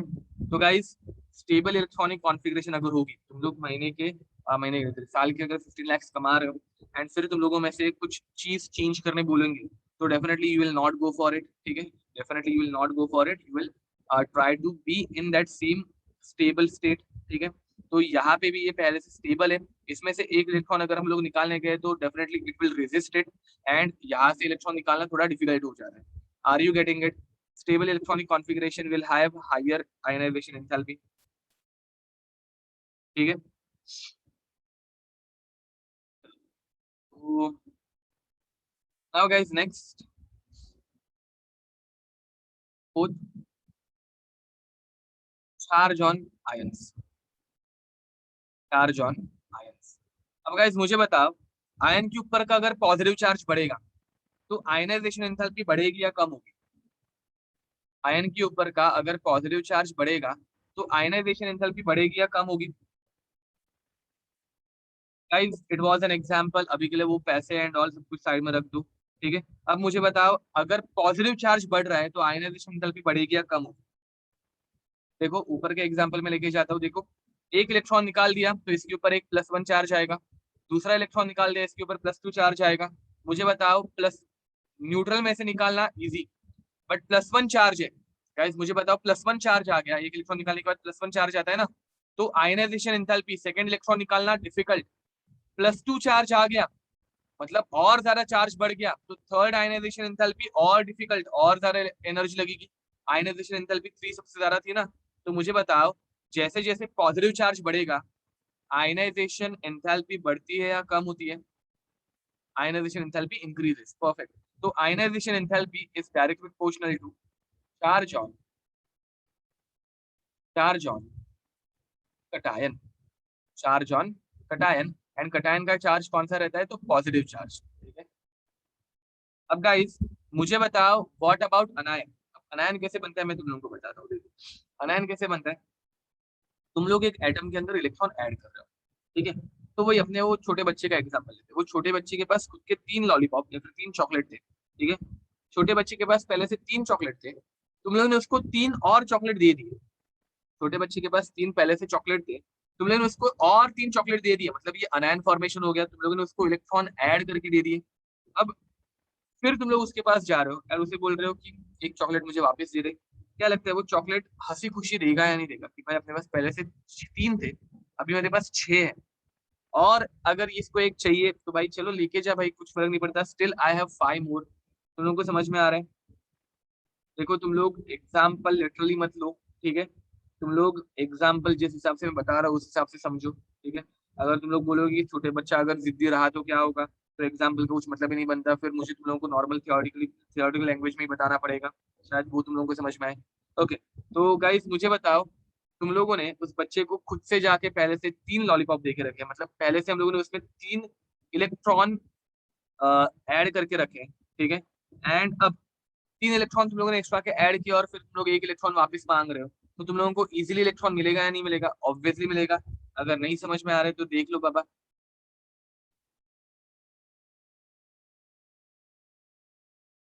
यहाँ पे एक एटम था, ठीक है, जिसके आउटर मोस्ट में कितने इलेक्ट्रॉन थे, तो 3 इलेक्ट्रॉन थे। अब इन 3 इलेक्ट्रॉन के साथ तुम लोगों ने एक्स्ट्रा के और 3 इलेक्ट्रॉन ऐड कर दिए, ठीक है। जब एक्स्ट्रा के 3 इलेक्ट्रॉन ऐड करोगे तो इसके ऊपर कितना चार्ज आ गया, इसके ऊपर -3 चार्ज आया। अब गाइस तुम लोग मुझे बताओ, 3 इलेक्ट्रॉन ऐड करने की वजह से रिपल्शन बढ़ गया, -3 चार्ज है ना, तो रिपल्शन बढ़ गया। अब रिपल्शन अगर बढ़ गया है एंड अब तुम लोग एक इलेक्ट्रॉन निकालने जा रहे हो, तो ये इलेक्ट्रॉन इजिली निकलेगा या नहीं निकलेगा? जब तुम लोगों ने नेगेटिव चार्ज रखा है तो रिपल्शन बढ़ गया है, रिपल्शन की वजह से अब इलेक्ट्रॉन इजिली निकलेगा या नहीं निकलेगा? ऑब्वियस है ना, अभी इलेक्ट्रॉन इजिली निकल पाएगा, ठीक है। अब जैसे जैसे नेगेटिव चार्ज बढ़ाते जाएंगे हम लोग, वैसे वैसे आयनाइजेशन एंथैल्पी फिर बढ़ते जाएगी या कम होते जाएगी। अगर इलेक्ट्रॉन इजीली निकल रहा है तो तुम लोगों को बहुत ज्यादा एनर्जी लगानी पड़ रही है, बहुत कम तो ऑब्वियसली बहुत कम।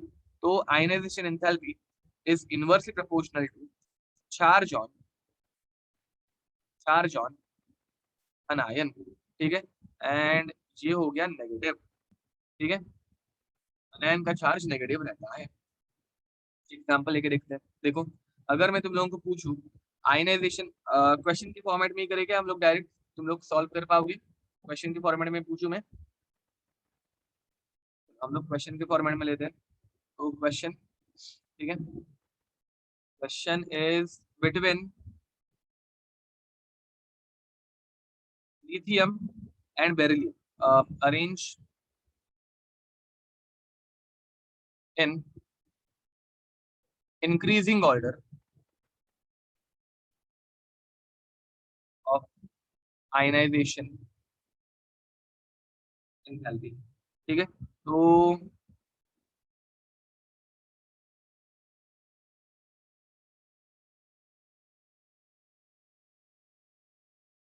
अब यहाँ पे देखो, first lithium and beryllium। Now guys you tell me between these two which one has more nuclear charge। इसका न्यूक्लियर चार्ज कितना रहता है 3 एंड इसका कितना रहता है 4। अब मुझे बताओ which one will have higher ionization enthalpy between lithium and beryllium, which one will have higher? Beryllium will have higher ionization enthalpy, correct बोल रहे हो। Second, lithium, sodium, potassium, rubidium and caesium. अब मुझे बताओ यहाँ पे साइज वाइज सबसे बड़ा एटम कौन है? सीजियम सबसे बड़ा है if I am not wrong. जितनी बड़ी साइज उतनी ज्यादा आयनाइजेशन एंथैल्पी, उतनी कम आयनाइजेशन एंथैल्पी। जितनी बड़ी साइज उतनी ज्यादा आयनाइजेशन, उतनी कम आयनाइजेशन एंथैल्पी। Very nice. तो caesium will have smallest ionisation enthalpy. Guys याद रखो, साइज अगर बढ़ते जाएगी, छोटा एटम इलेक्ट्रॉन निकालना डिफिकल्ट, बट जैसे जैसे साइज बढ़ते जाएगी इलेक्ट्रॉन इजीली निकल पाएगा। तो यहाँ पे lithium will have highest ionization enthalpy and caesium will have lowest ionization enthalpy. Vishakh, अब अगर मैं एग्जांपल लूं ऑक्सीजन एंड फ्लोरीन का, now guys you tell me between oxygen and fluorine, इसका एटॉमिक नंबर रहता है 8 एंड इसका एटॉमिक नंबर रहता है 9, which one will have highest higher ionization enthalpy? Oxygen या फ्लोरीन, बताओ। Fluorine will have higher ionization enthalpy. Very nice, correct बोल रहे हो। ठीक है, अब गाइस जरा एक्स्ट्रा के एग्जांपल लेते हैं, जरा exceptional example. Between beryllium and boron which one will have higher ionization enthalpy? Beryllium का एटॉमिक नंबर है 4 और बोरॉन का एटॉमिक नंबर है 5, which one will have higher ionization enthalpy? हाँ, यहाँ पे मैंने उल्टे साइन लिख दिए, साइन गलत है गाइस यहाँ पे, sorry.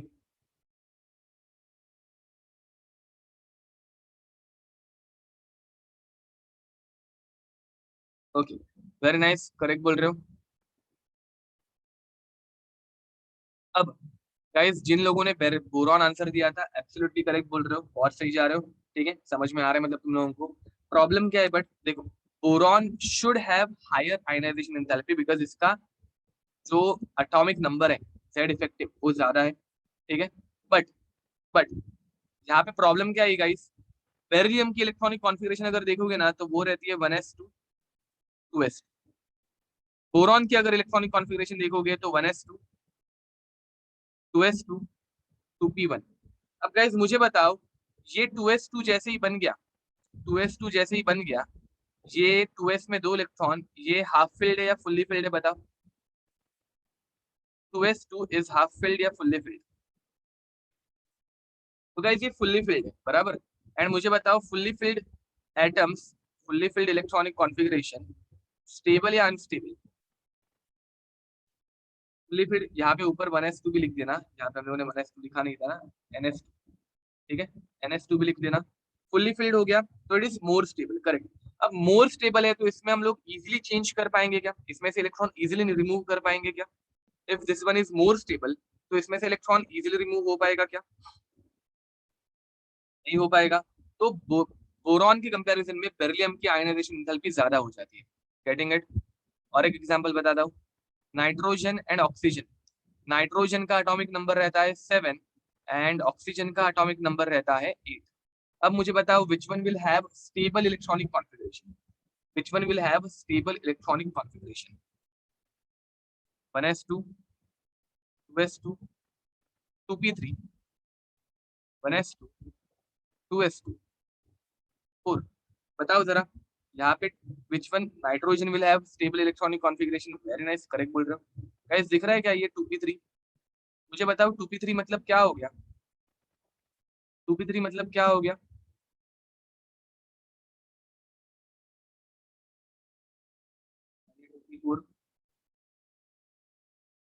Correct, 2p3 means half filled guys. Half filled अगर हो रहा है तो half filled is more stable. भाई इसको अगर अच्छा खासा पैकेज है, ठीक है, तो ये अपना इलेक्ट्रॉन डोनेट करके अनस्टेबल क्यों बनेगा? बिल्कुल नहीं बनेगा. ठीक है, तो ये ज्यादा stable, hence it will have higher ionization enthalpy. कुछ दिमाग में घुस रहा है या बाउंसर? अब गाइस बिटवीन ऑक्सीजन, ऑक्सीजन नहीं लेते,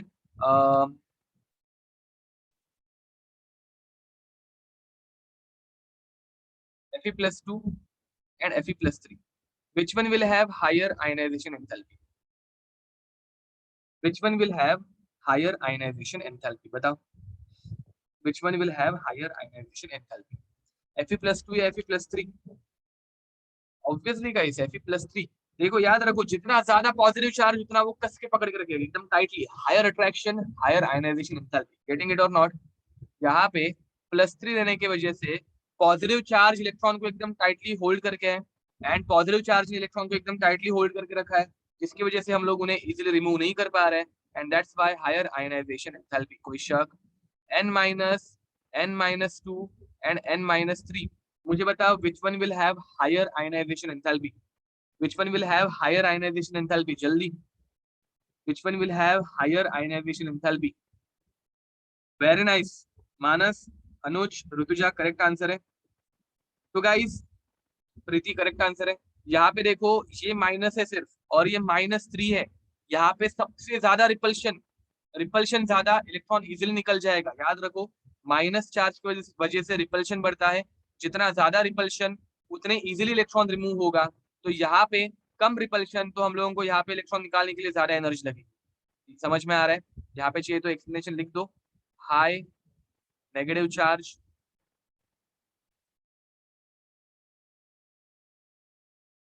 हाई रिपल्शन,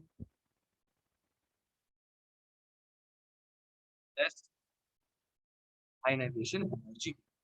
ठीक है, एंड एक लास्ट क्वेश्चन करेंगे हम लोग, मतलब इस टॉपिक का लास्ट नहीं, बट ब्रेक के पहले वाला लास्ट क्वेश्चन. ठीक है, तो लिथियम, अब यहाँ पे आंसर देना जरा डिफिकल्ट होगा. Beryllium, boron, carbon, nitrogen, oxygen, fluorine and neon. ठीक है, नियॉन को छोड़ देते, चलो नियॉन को बाद में कभी देखेंगे, या फिर चलो लिख देते हैं, भगाओ ये भी लिख देते हैं. अब गाइस मुझे बताओ, यहाँ पे left to right ionisation enthalpy बढ़ते जाती है, मतलब ये 3, 4, 5, 6, 7, 8, 9 एंड 10. तुम लोगों को इतना तो पता है कि left to right ionisation enthalpy increases.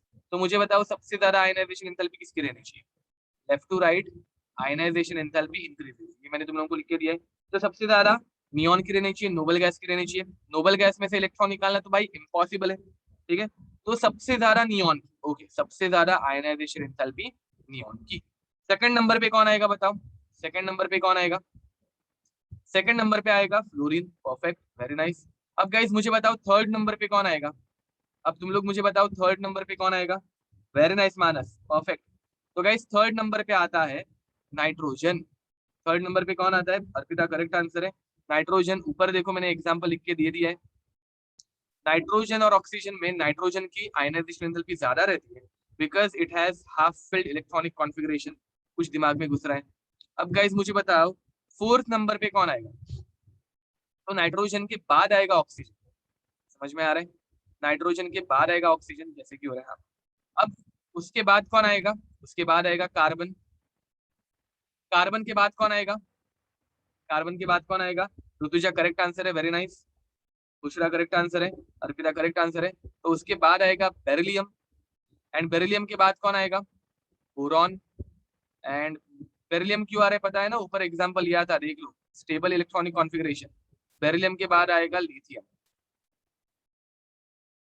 यहाँ पे ये example, between beryllium and boron, beryllium has higher stable electronic configuration, hence it has higher ionization enthalpy. ठीक है, तो गाइस कोई शक यहाँ तक, किसी को कुछ problem?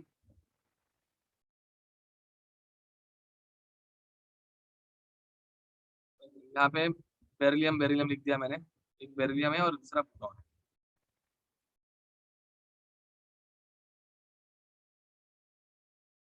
Okay, so guys, write it down, and now we can take a small break.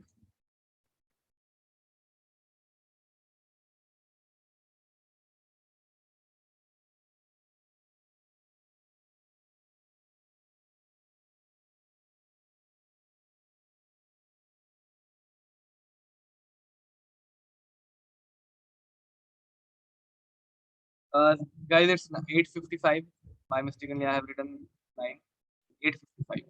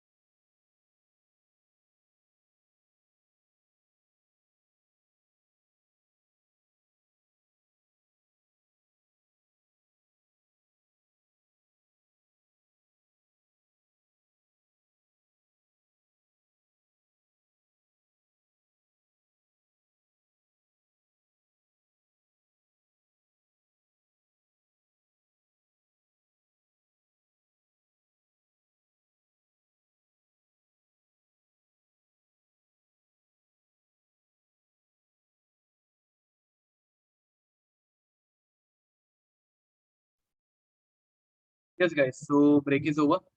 Let's continue now.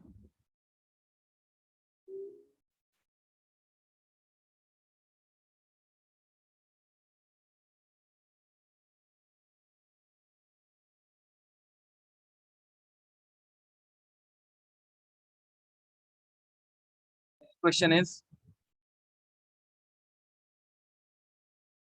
compare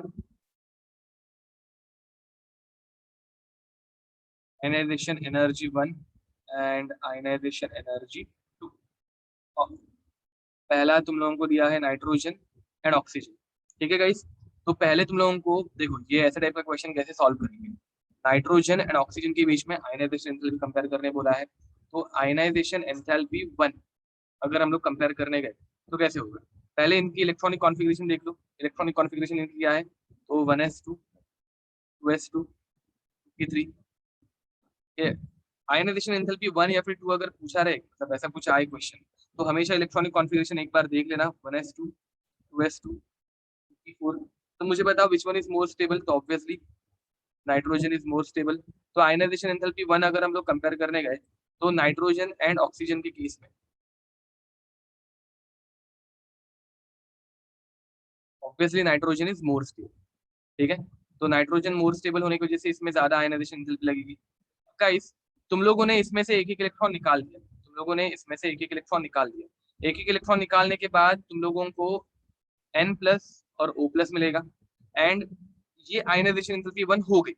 अब N प्लस की इलेक्ट्रॉनिक कॉन्फ़िगरेशन क्या हो जाएगी, N plus is 1s2 2s2 2p2, and O plus क्या हो जाएगा 1s2 2s2 2p4 था, 2p4 में से एक इलेक्ट्रॉन निकाल दिया तो 2p3 बन गया। Now you tell me which one is more stable now. अब तुम लोग मुझे बताओ आयनाइजेशन एंथैल्पी 2 सेकंड इलेक्ट्रॉन निकालते वक्त विच one is more stable. O plus is more stable, perfect correct बोल रहे हो। तो guys since O plus is more stable, तो अभी इसमें ज्यादा एनर्जी लगेगी। तुम लोगों को कुछ समझ में आ रहा है। पहले तुम लोग एटम के लिए देखोगे आयनाइजेशन एंथैल्पी 1 मतलब पहला इलेक्ट्रॉन निकालना, उसमें तुम लोग एटम्स को देखोगे। बट आयनाइजेशन एंथैल्पी 2 में तुम लोग किसको देखोगे, तो कटायंस को देखोगे। नेक्स्ट और एक क्वेश्चन देता हूँ। क्रोमियम, ठीक है, क्रोमियम एंड मैंगनीज। ठीक है, अब गाइस तुम लोग अगर क्रोमियम की इलेक्ट्रॉनिक कॉन्फ़िगरेशन देखोगे ना, तो क्रोमियम की इलेक्ट्रॉनिक कॉन्फ़िगरेशन रहती है आर्गन 4s1 3d5। ठीक है, एंड मैंगनीज की रहती है आर्गन 4s2 3d5। मुझे बताओ which one is more stable between chromium and manganese, which one looks more stable between chromium and manganese, which one looks more stable. Manganese, obviously guys manganese looks more stable. ठीक है, तो तुम लोगों को अगर ionization enthalpy 1 पूछा, तो तुम लोग ऑब्वियसली मैंगनीज की साइड होगी कि मैंगनीज ज्यादा स्टेबल है, बिकॉज ये फुल्ली फिल्ड है और ये हाफ फिल्ड है। ठीक है, तो मैंगनीज लुक्स मोर स्टेबल। अब जैसे ही हम लोग एक इलेक्ट्रॉन निकाल देंगे, हम लोग जैसे ही एक एक इलेक्ट्रॉन निकाल देंगे, तो एक इलेक्ट्रॉन हमेशा याद रखो, इलेक्ट्रॉन जब रिमूव करते हैं तो कौन से शेल में से होता है, आउटर मोस्ट शेल। तो 4s में से इलेक्ट्रॉन रिमूव होगा, फोर्थ शेल में से इलेक्ट्रॉन रिमूव होगा, आउटर मोस्ट में से इलेक्ट्रॉन रिमूव होगा, and fourth one is the outer most shell. तो 4s में से इलेक्ट्रॉन अगर हम लोगों ने निकाल दिया, तो क्रोमियम के ऊपर आ जाएगा प्लस चार्ज, एंड मैंगनीज के ऊपर भी आ जाएगा प्लस चार्ज। अब क्रोमियम की इलेक्ट्रॉनिक कॉन्फ़िगरेशन बन जाएगी आर्गन 3d5, एंड मैंगनीज की बन जाएगी आर्गन 4s1 3d5। अब मुझे बताओ which one looks more stable, 3d5 या 4s1 3d5। अब मुझे बताओ कौन ज्यादा स्टेबल लग रहा है। ऑब्वियसली क्रोमियम, परफेक्ट बोल रहे हो गाइस। क्रोमियम अभी ज्यादा स्टेबल हो गया because this one is half filled now. ये हाफ फिल्ड दिख रहा है तुम लोगों को। ठीक है, तो this one is half filled now, तो आयनाइजेशन एंथैल्पी 2 क्रोमियम की ज्यादा होगी। गाइस क्वेश्चन समझ में आ रहा है, ये क्वेश्चन बहुत इंपॉर्टेंट है। ये ऐसे टाइप की क्वेश्चन जेईई मेंस लेवल पे पूछे जा सकते हैं। ठीक है, this is very much important. ऐसे टाइप का क्वेश्चन जेईई मेंस लेवल पे पूछा जा सकता है, कोई शक। ठीक है, now will start with exception. यहाँ तक किसी को कुछ डाउट नहीं है ना। और एक टाइप का मैं क्वेश्चन तुम लोगों को कराता हूँ, और एक अच्छे टाइप का क्वेश्चन कराता हूँ। क्वेश्चन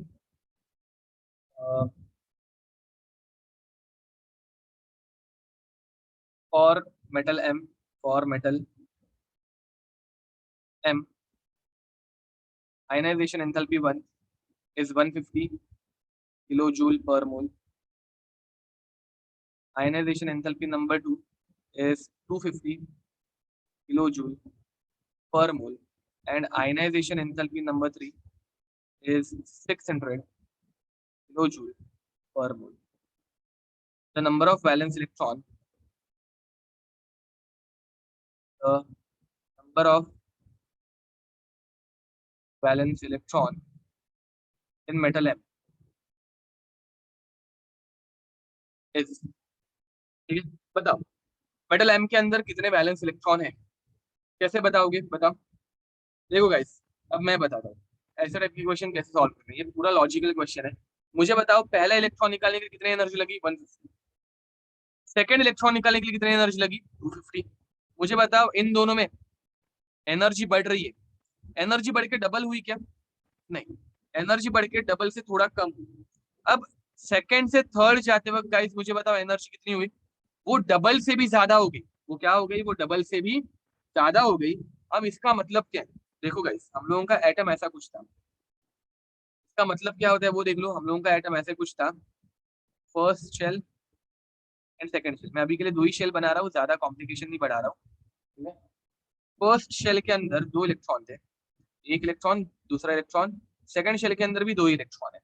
अब गाइस तुम लोग मुझे बताओ यहाँ से एक इलेक्ट्रॉन निकालना, इट इज क्वाइट इजी। पहला इलेक्ट्रॉन मैंने निकाल दिया, मुझे 150 किलो जूल की एनर्जी लगी। कितनी एनर्जी लगी, 150 किलो जूल। अब फर्स्ट इलेक्ट्रॉन निकालते ही मेरे आउटर मोस्ट में मतलब सेकंड शेल में अभी सिर्फ एक ही इलेक्ट्रॉन बच गया है। Now there is only one electron, ठीक है। अभी सिर्फ एक ही इलेक्ट्रॉन बच गया। अब ये मैं सेकंड इलेक्ट्रॉन भी अगर निकाल रहा हूँ तो ऑब्वियस है सेकंड इलेक्ट्रॉन निकालने के लिए मुझे थोड़ी ज्यादा एनर्जी लगेगी। सेकंड आयनाइजेशन एंथैल्पी थोड़ी ज्यादा रहती है, तो वो थोड़ी ज्यादा है, ठीक है। कितनी है, तो डबल से थोड़ा कम, 250 किलो जूल हो गई ना, तो डबल से थोड़ा कम। अब गाइस मुझे बताओ सेकंड इलेक्ट्रॉन निकालने के बाद अभी जो इलेक्ट्रॉन बचा है वो कौन से शेल में है? अब वो पूरे डिफरेंट शेल में।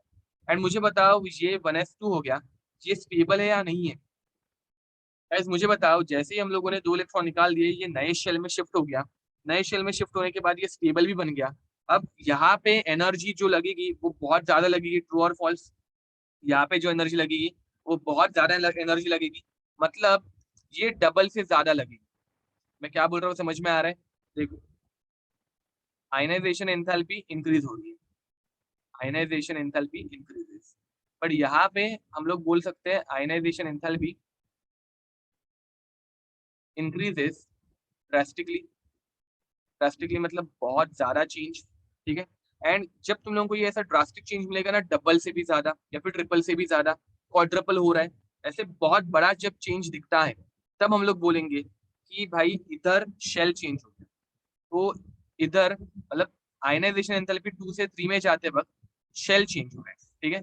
Shell is change, shell is change, कुछ समझ में आ रहा है। एंड शेल अगर चेंज हो गया तो ऊपर वाले शेल में कितने इलेक्ट्रॉन थे, ऊपर वाले शेल में दो इलेक्ट्रॉन थे।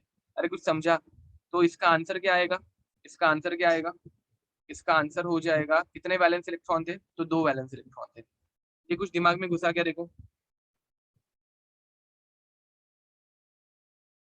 देखो आयनाइजेशन एंथैल्पी के ऊपर ये ऐसे अलग अलग टाइप के क्वेश्चन बन सकते हैं, तो you should be prepared for them, ठीक है।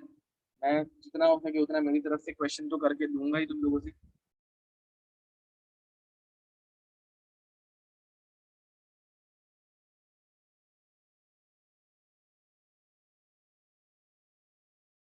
ओके गाइस, लिख लिख लो जल्दी जल्दी, चलो खत्म कर दो।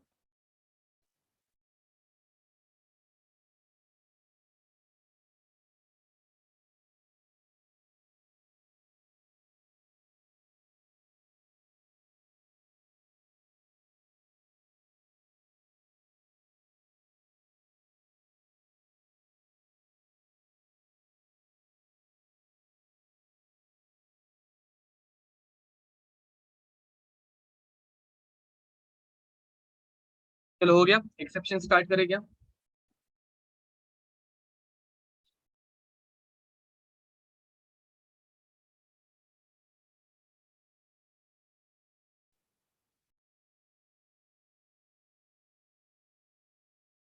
ओके गाइस, ऐसा टाइप का और एक क्वेश्चन चाहिए तुम लोगों को? तो ऐसा टाइप का और एक क्वेश्चन दे देता हूँ मैं तुम लोगों को। वापिस मैं एक्सप्लेन नहीं करूंगा, सेम क्वेश्चन एक्सप्लेन करने में कुछ मतलब नहीं है, अगर डाउट रहेगा तो और एक क्वेश्चन लेते हैं।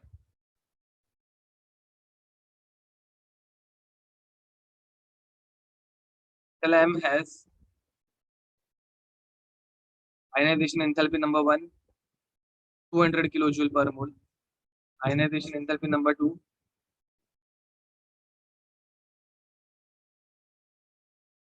20 kilojoule per mole, ionization enthalpy number 3 480 kilojoule per mole, and ionization enthalpy number 4 1000 kilojoule per mole, ionization enthalpy number 5 1500 kilojoule per mole. How many valence electrons are there? Number of valence electron, number of valence electron in M is,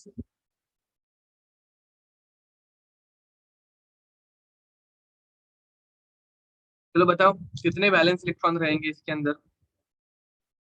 तो हम correct answer है। चलो तुम लोग सोचो जल्दी, कहाँ पे शेल चेंज हो रहा है वो बताओ, किस पॉइंट पे शेल चेंज हो रहा है? अर्पिता करेक्ट आंसर है।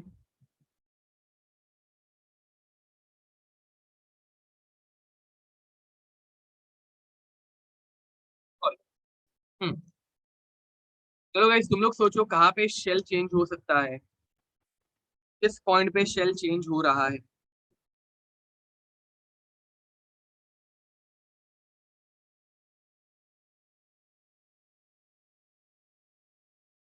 तो देखो, सबसे ज्यादा चेंज कहाँ पे आ रहा है वो देखा करो गाइस।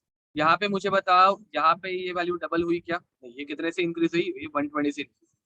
यहाँ पे ये वैल्यू डबल हुई क्या? नहीं, ये कितने से इंक्रीज हुई? ये 180 से इंक्रीज हुई। यहाँ पे देखो ये वैल्यू डबल हुई क्या? ये 520 से इंक्रीज हो रहा है guys, समझ में आ रहा है? और यहाँ पे 500 से। गाइस देखो 120 से 180 ओके ही, बट 180 से 520 ड्रास्टिक चेंज दिख रहा है क्या?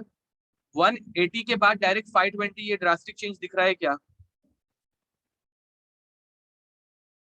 आई गेस दिख रहा है, बराबर। तो शेल कहाँ पे चेंज हुआ? इस पॉइंट पे शेल चेंज हुआ। अरे कुछ दिमाग में घुसा कि इस पॉइंट पे शेल चेंज हो रहा है। शेल चेंज यहाँ पे हो रहा है, इसके बाद इस लाइन के बाद शेल चेंज हो रहा है। तो मुझे बताओ कितने वैलेंस इलेक्ट्रॉन रहेंगे? इसका आंसर क्या होगा? There are 3 valence electrons. कुछ समझा? जब बाउंसर जा रहा है।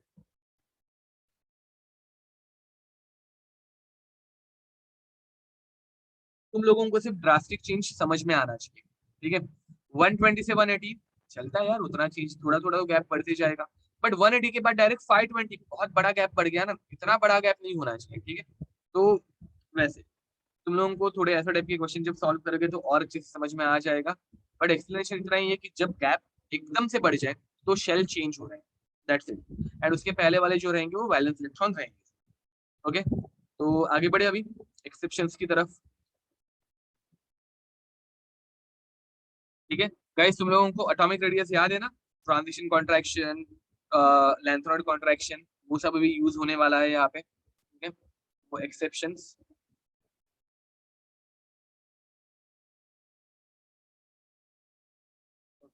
वो एक्सेप्शन में हम लोग सबसे पहले स्टार्ट करने वाले हैं ग्रुप 13 एलिमेंट्स से। इसके साथ ग्रुप 13 एलिमेंट्स, ठीक है? ग्रुप 13 मतलब कौन सी फैमिली? Boron family. तो boron, aluminium, gallium, indium and thallium. हम लोगों को एक्सपेक्टेड क्या रहता है गाइस? हम लोगों को एक्सपेक्टेड रहता है कि बोरॉन की आयनाइजेशन एंथैल्पी सबसे ज्यादा हो, ठीक है? एंड एल्यूमिनियम की थोड़ी कम, गैलियम की और थोड़ी कम, और इंडियम की और थैलियम की सबसे कम। This is expected by us. But हम लोगों को जो एक्सपेक्टेड रहता है वो हम लोगों को कभी मिलता नहीं है।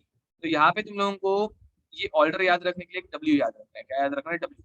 अब डब्ल्यू कैसे बनाना है? ये डब्ल्यू ऐसे ऊपर से नीचे आ रहा है, एंड वापस थोड़ा ऊपर जा रहा है, वापस थोड़ा नीचे आ रहा है, एंड फिर से उसके बाद थोड़ा ऊपर जा रहा है। ये डब्ल्यू ऐसे ही दिखता है, बट मैंने इसको थोड़ा टेढ़ा बना दिया, समझ में आ रहा है? अब यहाँ पे तुम लोग ionization, atomic number,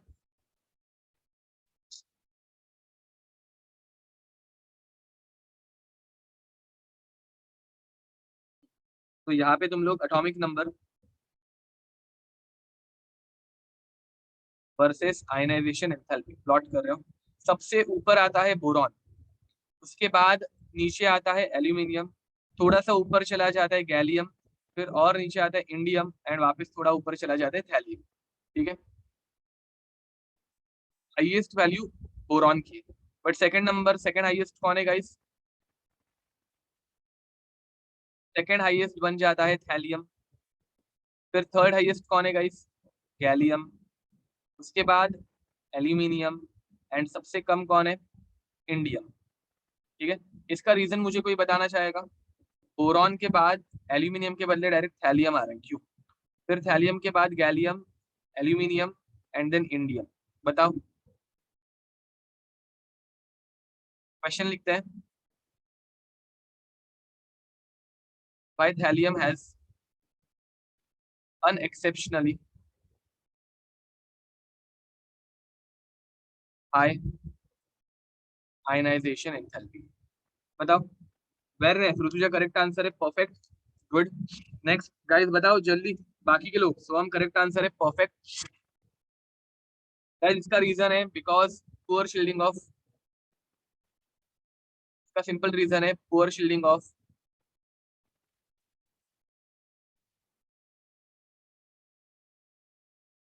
F orbital electrons. याद है, इसके अंदर एफ ऑर्बिटल के इलेक्ट्रॉन रहते हैं जो पुअर शील्डिंग दिखाते हैं।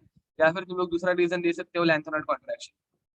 लैंथेनॉइड कॉन्ट्रैक्शन की वजह से इसकी साइज बहुत छोटी हो जाती है और इसकी आयनाइजेशन एंथैल्पी बढ़ जाती है।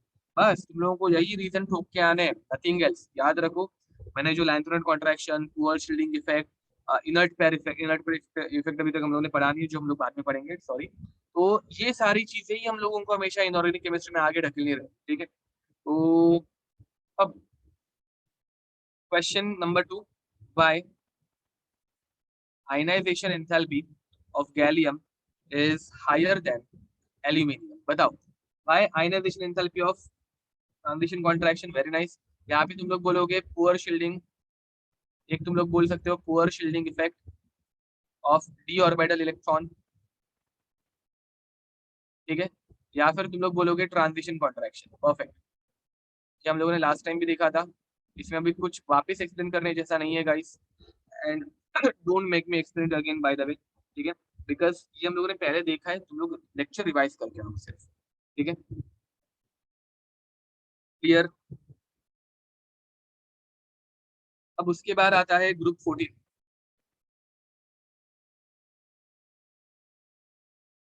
सेकेंड इज ग्रुप 14, तो carbon, silicon, germanium, tin, and lead. ठीक है, तो हम लोगों को एक्सपेक्टेड क्या है? Carbon should have highest ionization enthalpy and lead should have lowest ionization enthalpy. This is expected by us. ठीक है, बट ऐसा होता नहीं है। Carbon, silicon, germanium, lead, and tin, तो ये उल्टा हो जाता है। कहाँ पे उल्टा हो जाता है? तो लेड और टिन के केस में। मुझे बताओ इसका रीजन, डायरेक्ट तुम लोग बताओ, चलो। Lanthanoid contraction, perfect, very nice. ठीक है, तो कोई शक गाइस? बाय द वे यहाँ पे ये ऑब्जर्व, यहाँ पे लिखना भूल गया था मैं, observe, this is observe. Okay, तो गाइस गेटिंग इट या बाउंसर, क्या हो रहा है बताओ? ये सारी चीजें हम लोग वापस P block element, group 13, group 14, ये पी ब्लॉक का टॉपिक है जो कि मैं यहाँ पे कवर करा रहा हूँ, बट ये हम लोग वापस पढ़ेंगे। ठीक है, अब इसके बाद हम लोग जो पढ़ने वाले हैं वो डीएनएफ ब्लॉक 12th का टॉपिक है, जो हम लोग वापस पढ़ेंगे। तो 12th वाले टॉपिक में शायद से तुम लोगों को थोड़ा डिफिकल्टी हो सकती है, इनिशियल लेवल पे है ना हम लोग, ये हम लोगों का थर्ड टॉपिक है गाइस। ठीक है, तो थर्ड टॉपिक और फर्स्ट इनऑर्गेनिक का टॉपिक है, इनऑर्गेनिक केमिस्ट्री हम लोगों के लिए थोड़ी नहीं है। तो अभी जो हम लोग पढ़ने वाले हैं वो 12th का टॉपिक है। अगर थोड़ा भी डाउट रह जाए तो डोंट वरी, वीडियो एक बार वापस देख लेना। फिर भी अगर डाउट रह जाए तो don't worry at all, 12th में वापस पढ़ लेंगे। ठीक है, तो वापस पढ़ेंगे हम लोग वही चीज, बस अभी इस लेवल पे हर एक को ये चीज समझ में आना जो अभी हम लोग कवर करने वाले हैं, जरूरी नहीं है। ठीक है, तो बट मेरा काम है सब कुछ पढ़ाना, तो मुझे पढ़ाना ही है। डी ब्लॉक एलिमेंट्स, ठीक है, तो डी ब्लॉक एलिमेंट कौन से रहते हैं? तो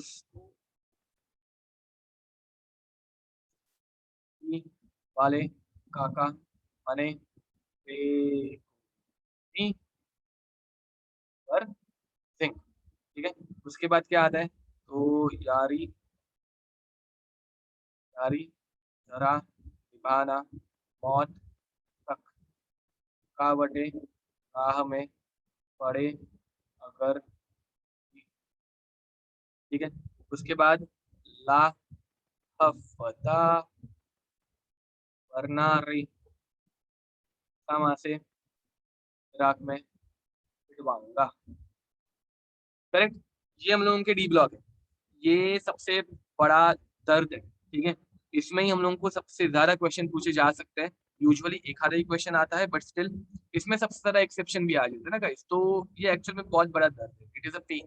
ठीक है, तो अब ये जरा देखते हैं। अब गाइस तुम लोग मुझे बताओ, ये 3D एलिमेंट हो गए, ये सारे के सारे 3D है, ये सारे के सारे 4D है, और ये सारे के सारे 5D है। करेक्ट, अब मुझे बताओ, ऊपर से नीचे आएंगे 3D 4D 5D, साइज बढ़ते जाएगी, साइज बढ़ते जाएगी, तो आयनाइजेशन एंथैल्पी, ये ग्रुप 3 है, यहाँ पे ग्रुप के नाम भी लिख देते हैं, ग्रुप 3, 4, 5, 6, 7, 8, 9, 10, 11 एंड 12। ठीक है, तो गाइस अब तुम लोग मुझे बताओ, यहाँ पे ऊपर से नीचे आते वक्त साइज बढ़ते जाएगी, साइज जैसे ही बढ़ते जाएगी क्या होगा, साइज जैसे ही बढ़ती जाएगी आयनाइजेशन एंथैल्पी क्या होगी ग्रुप 3 के केस में। ग्रुप 3 के केस में 3D 4D and 5D, size बढ़ते जाएगी आयनाइजेशन एंथैल्पी कम होते जाएगी। वेरी नाइस, तो हम करेक्ट आंसर है। गाइस बाकी के लोगों को समझ में आ रहा है कि नहीं आ रहा है, जरा यहाँ पे चैट बॉक्स में फटफट आंसर दो, किन किन लोगों को अच्छे से समझ में आ रहा है, मतलब रिप्लाई थोड़े कम आ रहे हैं इसलिए मैं पूछ रहा हूँ, किन किन लोगों को समझ में आ रहा है। एक काम करो, एक काम करो, हैंड रेस करो, जिन लोगों को समझ में आ रहा है हैंड रेस करो, यहाँ पे लिखने के बदले हैंड रेस करो।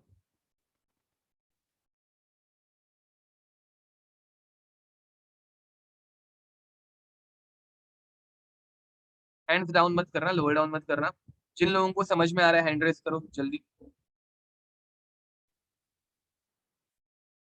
है ना, तुम लोगों को डर के करने की जरूरत है ना, बाय द वे, समझ में आ रहा है तो ऑनेस्टली करना।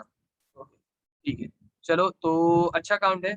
एंड कितने लोगों को समझ में नहीं आ रहा है, क्योंकि क्या पता सब जन प्रेजेंट रहे भी ना, कितने लोगों को समझ में नहीं आ रहा है।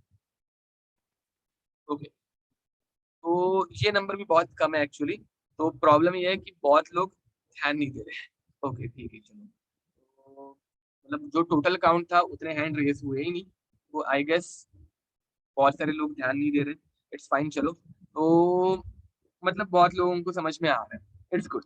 तो अब याद रखो गाइस, यहाँ से 3D मतलब ये किधर है, हम लोग स्कैंडियम, स्कैंडियम के अंदर टोटल 4 शेल रहते हैं, कितने शेल रहते हैं, 4। स्कैंडियम के अंदर टोटल 4 शेल रहने वाले हैं। यूट्रियम के अंदर हो जाएंगे 5 शेल, एंड लैंथनम के अंदर हो जाएंगे 6 शेल। तो जैसे जैसे साइज बढ़ते जाती है वैसे वैसे आयनाइजेशन एंथैल्पी कम होते जाती है। तो 3D की साइज सबसे छोटी तो उसके आयनाइजेशन एंथैल्पी सबसे ज्यादा, एंड 5D की साइज सबसे छोटी तो उसके आयनाइजेशन एंथैल्पी सबसे ज्यादा। ठीक है, अब ग्रुप 7, 8, 9, 11 एंड 12, इनके केस में क्या होता है, वो ऋतुज आप वेरी नाइस, इंप्रेसिव, परफेक्ट बोला है आपने। अब गाइस यहाँ पे ये ग्रुप 7, 8, 9, 11 एंड 12, इनके केस में क्या होता है, तो इनके केस में लैंथोनॉइड कॉन्ट्रैक्शन आ जाता है। अब गाइस मुझे बताओ, लैंथोनॉइड कॉन्ट्रैक्शन आने की वजह से इनकी साइज ऑलमोस्ट सेम हो जाती है, याद आ रहा है कुछ, इनकी साइज ऑलमोस्ट सेम हो जाती है। अब मुझे बताओ, जब साइज ऑलमोस्ट सेम हो जाएगी, जब साइज ऑलमोस्ट सेम हो जाएगी तो क्या होगा, साइज सेम होने की वजह से साइज छोटी हो गई, प्रोटॉन का चार्ज ज्यादा है, तो 5D, इनमें एक्सेप्शन आता है ना लैंथोनॉइड कॉन्ट्रैक्शन का, तो 5D की आयनाइजेशन एंथैल्पी सबसे ज्यादा हो जाती है, उसके बाद आता है 3D, एंड उसके बाद आता है 4D, जो कि ऋतुजा ने डायरेक्ट आंसर दे दिया था। This is because of lanthanoid contraction, is because of lanthanoid contraction. ठीक है, एंड ग्रुप 4 गाइस याद रखो, दिस इज मोर इंपॉर्टेंट, इसके ऊपर ही क्वेश्चन आने के चांसेस है। इसके ऊपर ही क्वेश्चन आने के चांसेस है। ग्रुप 4, 5, 6 एंड 10, इसमें थोड़ा सा और एक्सेप्शन आ जाता है, there is no reason for it, but 5D, उसके बाद आता है 4D एंड उसके बाद आता है 3D। यहाँ पे 4D की वैल्यू बढ़ जाती है, ठीक है। 4D की मतलब ये वाले एलिमेंट्स की भी वैल्यू बढ़ जाती है, रीजन इज अननोन, ठीक है। हम लोग ट्रांजिशन कॉन्ट्रैक्शन जस्ट नाम के लिए बोल सकते हैं, but that is not the correct answer, ठीक है। बट स्टिल, तो this is the exceptional case for 4D block, ठीक है। अगर कुछ डाउट होगा, don't worry, with enough practice and with enough revision तुम लोगों को ये ग्रास्प हो जाएगा। This is the first time we are learning inorganic chemistry, and इतना पीरियोडिक टेबल तो तुम लोगों ने लाइफ में कभी पढ़ा नहीं रहेगा, करेक्ट गाइस।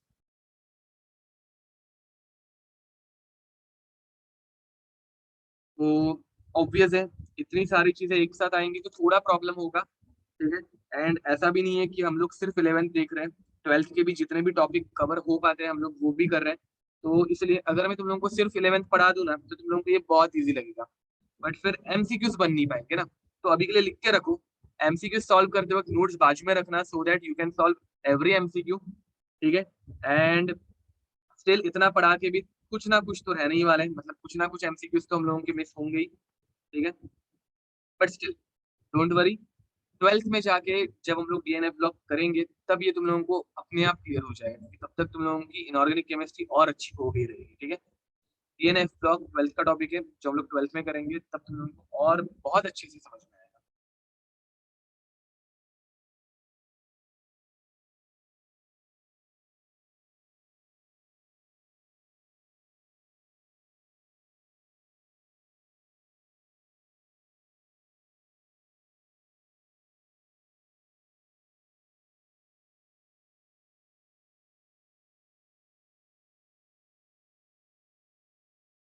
ओके, तो गाइस आगे बढ़े। अब नेक्स्ट इज बेसिक कैरेक्टर। मुझे बताओ बेस क्या करते हैं, तुम लोगों को शायद से पता नहीं होगा, but base usually electron pair donate करते हैं। बेस क्या करते हैं, इलेक्ट्रॉन्स को डोनेट करते हैं, इलेक्ट्रॉन पेयर डोनेट करते हैं, ठीक है। तो अभी हम लोग देखने वाले हैं, नया टॉपिक है basic character, basic basic character, हम लोग शॉर्ट फॉर्म में बोलेंगे बीसी। दूसरा हम लोग देखने वाले हैं मेटालिक कैरेक्टर, मेटालिक कैरेक्टर, इसे हम लोग शॉर्ट में बोलेंगे MC. And next is oxidation tendency,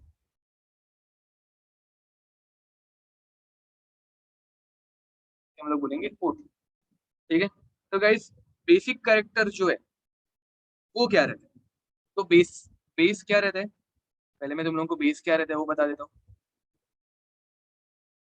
base is electron pair donor, वो क्या करता है, वो इलेक्ट्रॉन के पेयर को डोनेट करता है। फिर मेटल, मेटल क्या रहता है,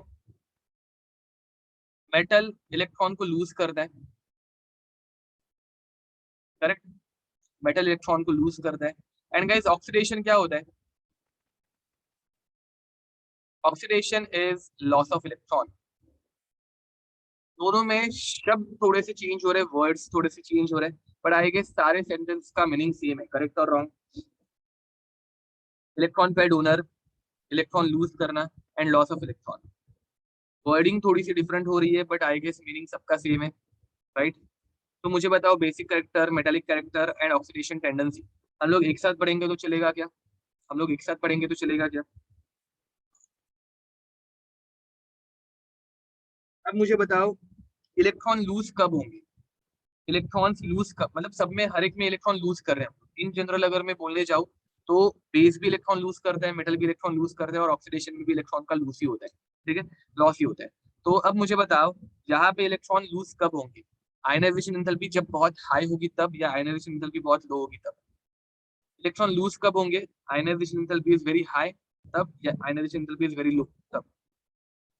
it is very low, perfect. तो guys we can write down that basic character slash metallic character slash oxidation tendency, it is inversely proportional। देखो, अगर इलेक्ट्रॉन इजीली लूज होगा ना तो बेसिक कैरेक्टर बढ़ेगा, इलेक्ट्रॉन इजीली लूज होगा तो metallic character भी बढ़ेगा। लॉस ऑफ इलेक्ट्रॉन अगर इजीली हो रहा है तो ऑक्सीडेशन टेंडेंसी भी बढ़ेगी, तो it is inversely proportional to ionization enthalpy. Again let me repeat once again, हम लोगों को इलेक्ट्रॉन इजीली लूज कर रहा है। इलेक्ट्रॉन इजीली लूज कब होगा? जब आयनाइजेशन एंथैल्पी कम होगी। तो बेसिक करेक्टर कब बढ़ेगा? जब इलेक्ट्रॉन इजीली लूज होगा, और बेसिक करेक्टर तब बढ़ेगा जब आयनाइजेशन एंथैल्पी कम होगी। Basic character increases when ionization enthalpy decreases, क्योंकि इलेक्ट्रॉन हम लोग इजीली लूज कर पाएंगे। गेटिंग इट और नॉट? देखो, लेकिन ये कंसेप्ट जो है वो हम लोग अलग अलग टॉपिक्स में पढ़ने वाले हैं। बेस हम लोग आयनिक आयनिक इक्विलिब्रियम में पढ़ेंगे, ऑक्सीडेशन हम लोग रेडॉक्स रिएक्शन में पढ़ेंगे, मेटल ये तो हम लोगों को बचपन से पता है, ठीक है। तो ये एक पॉइंट हो गया।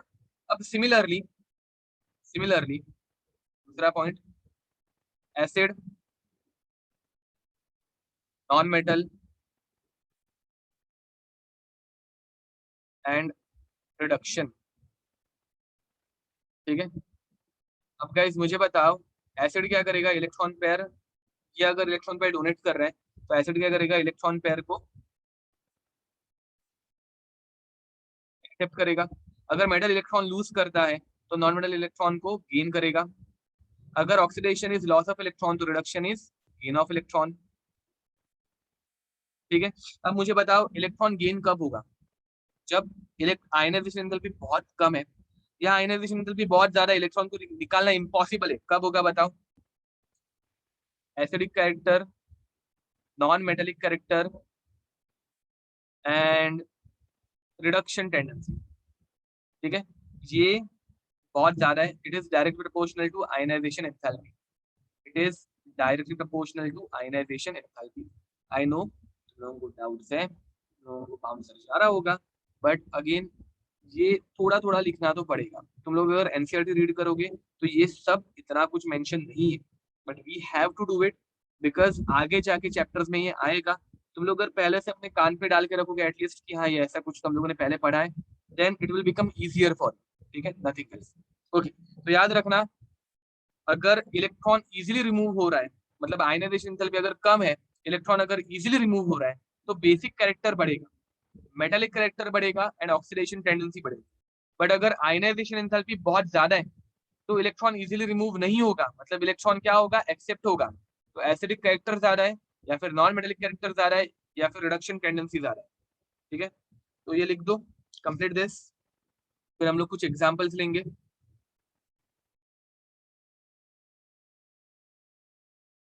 फुल लेंथ टेस्ट में केशियस के, बिकॉज आज तुम लोगों के एग्जाम थी, कल हम लोगों ने चैप्टर खत्म किया, इसलिए और कुछ नहीं।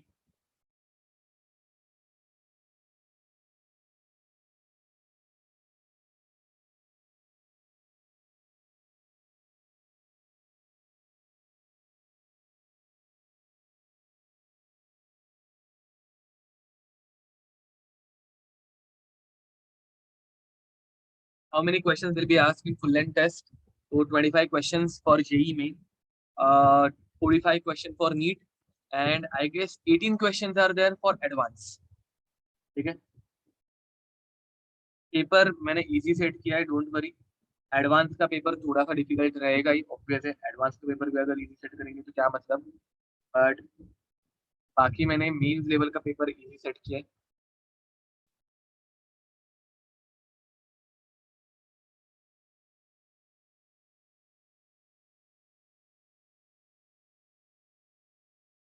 अरे गाइस हम लोग मिलते रहेंगे दिवाली की छुट्टियों में भी, पता है ना।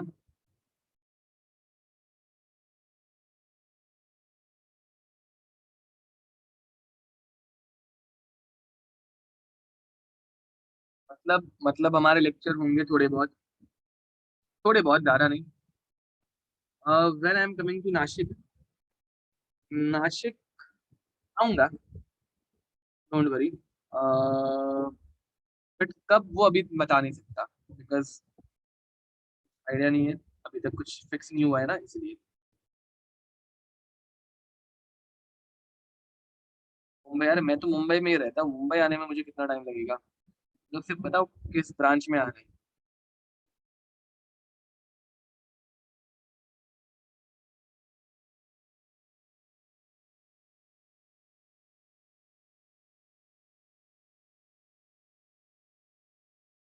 बस आ जाएंगे, इतना क्या है, विले पार्ले तो मैं कल ही आया था, कल भी मैं विले पार्ले में ही प्रेजेंट था, बहुत बार आते रहता हूँ मैं। Okay, so guys, let's take some questions now.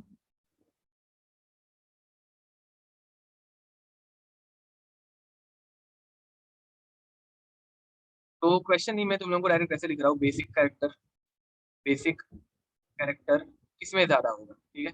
तुम लोग मुझे बताओ which one is a strong base, NaOH, KOH, RbOH या CHOH। अब गाइस तुम लोगों को यहाँ पे ये देखना क्या है, when will I come to Goregaon, अरे गोरेगांव भी तो मैं वीक में एक बार आती ही रहता हूँ, but right now it is for 12th standard, 11th के लिए अभी तक ओपन हुआ नहीं, ठीक है। अब गाइस तुम लोग अगर यहाँ पे देखोगे, तुम लोगों को आयनाइजेशन एंथैल्पी कम किस में है वो देखना है, ठीक है। Less ionization enthalpy, higher basic character. मुझे बताओ ज्यादा कम आयनाइजेशन एंथैल्पी किसमें है, कम आयनाइजेशन एंथैल्पी किसकी है, लीस्ट आयनाइजेशन एंथैल्पी किसकी है, सीजियम की है। सीजियम की आयनाइजेशन एंथैल्पी सबसे कम है, तो इसका बेसिक कैरेक्टर सबसे ज्यादा होगा। कुछ समझ में आ रहा है। मेटेलिक कैरेक्टर,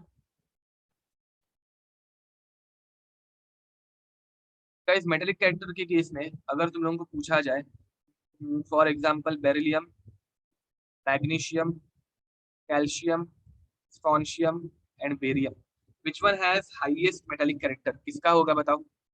तो गाइस मेटेलिक कैरेक्टर के लिए भी तुम लोगों को सेम देखना है, आयनाइजेशन एंथैल्पी इनवर्सली प्रोपोर्शनल रहना चाहिए, ठीक है। तो कम आयनाइजेशन एंथैल्पी, ज्यादा मेटेलिक कैरेक्टर, तो ज्यादा किसका होगा, बेरियम, बेरियम का होगा, एंड सबसे कम किसका होगा, बेरिलियम का होगा। गेटिंग इट और नॉट, ठीक है। अब acidic nature, acidic character, guys acidic character अगर तुम लोगों को पूछा एंड एग्जांपल दिया है,